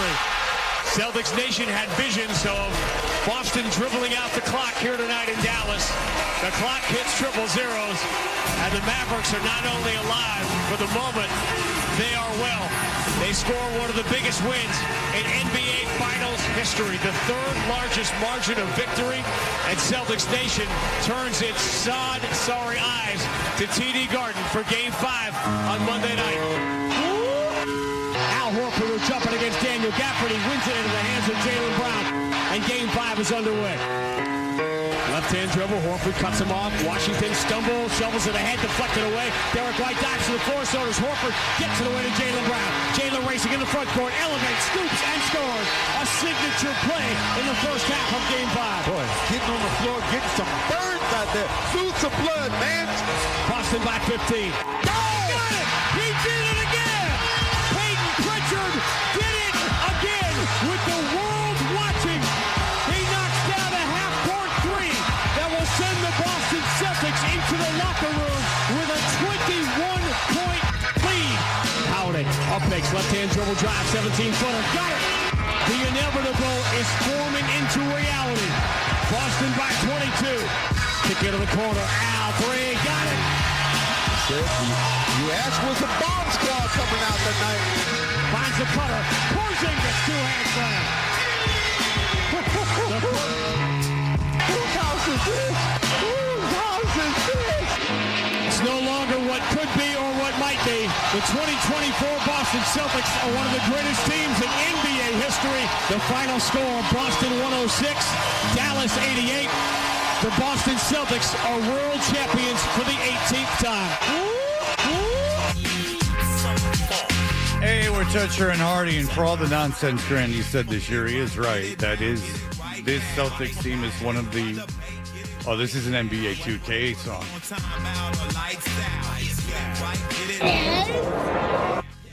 Toucher and Hardy are brought to you by FanDuel Sportsbook. Make every moment more with FanDuel. All right, so... I mean, Grandy's right. They're one of the best teams of all time. All right, here is Sean Grandy at the end. We had a call. Here is the end of the radio broadcast last night, if you did not hear it. John, I want your ears peeled. Okay. Your ear peeled. Got it. I forgot you only have one. Yes. I didn't go into this intending to make fun of that. Well, he's got 2 ears, but only one of them works. Is it an ear if it doesn't work? Sure. Or is it just an appendage? A useless Well, it's like a appendage. dead ear. It's like if you got a dead arm. You know you who's still have born, an arm. You know who was born literally without a physical ear? Who? Paul Stanley. And he became one of the most mediocre singers ever to make $1 million. He had no, ear flap? I had to cover it with hair. I had no ear. Hello! No, I mean hello! Over here! In this air! I gotta go pee.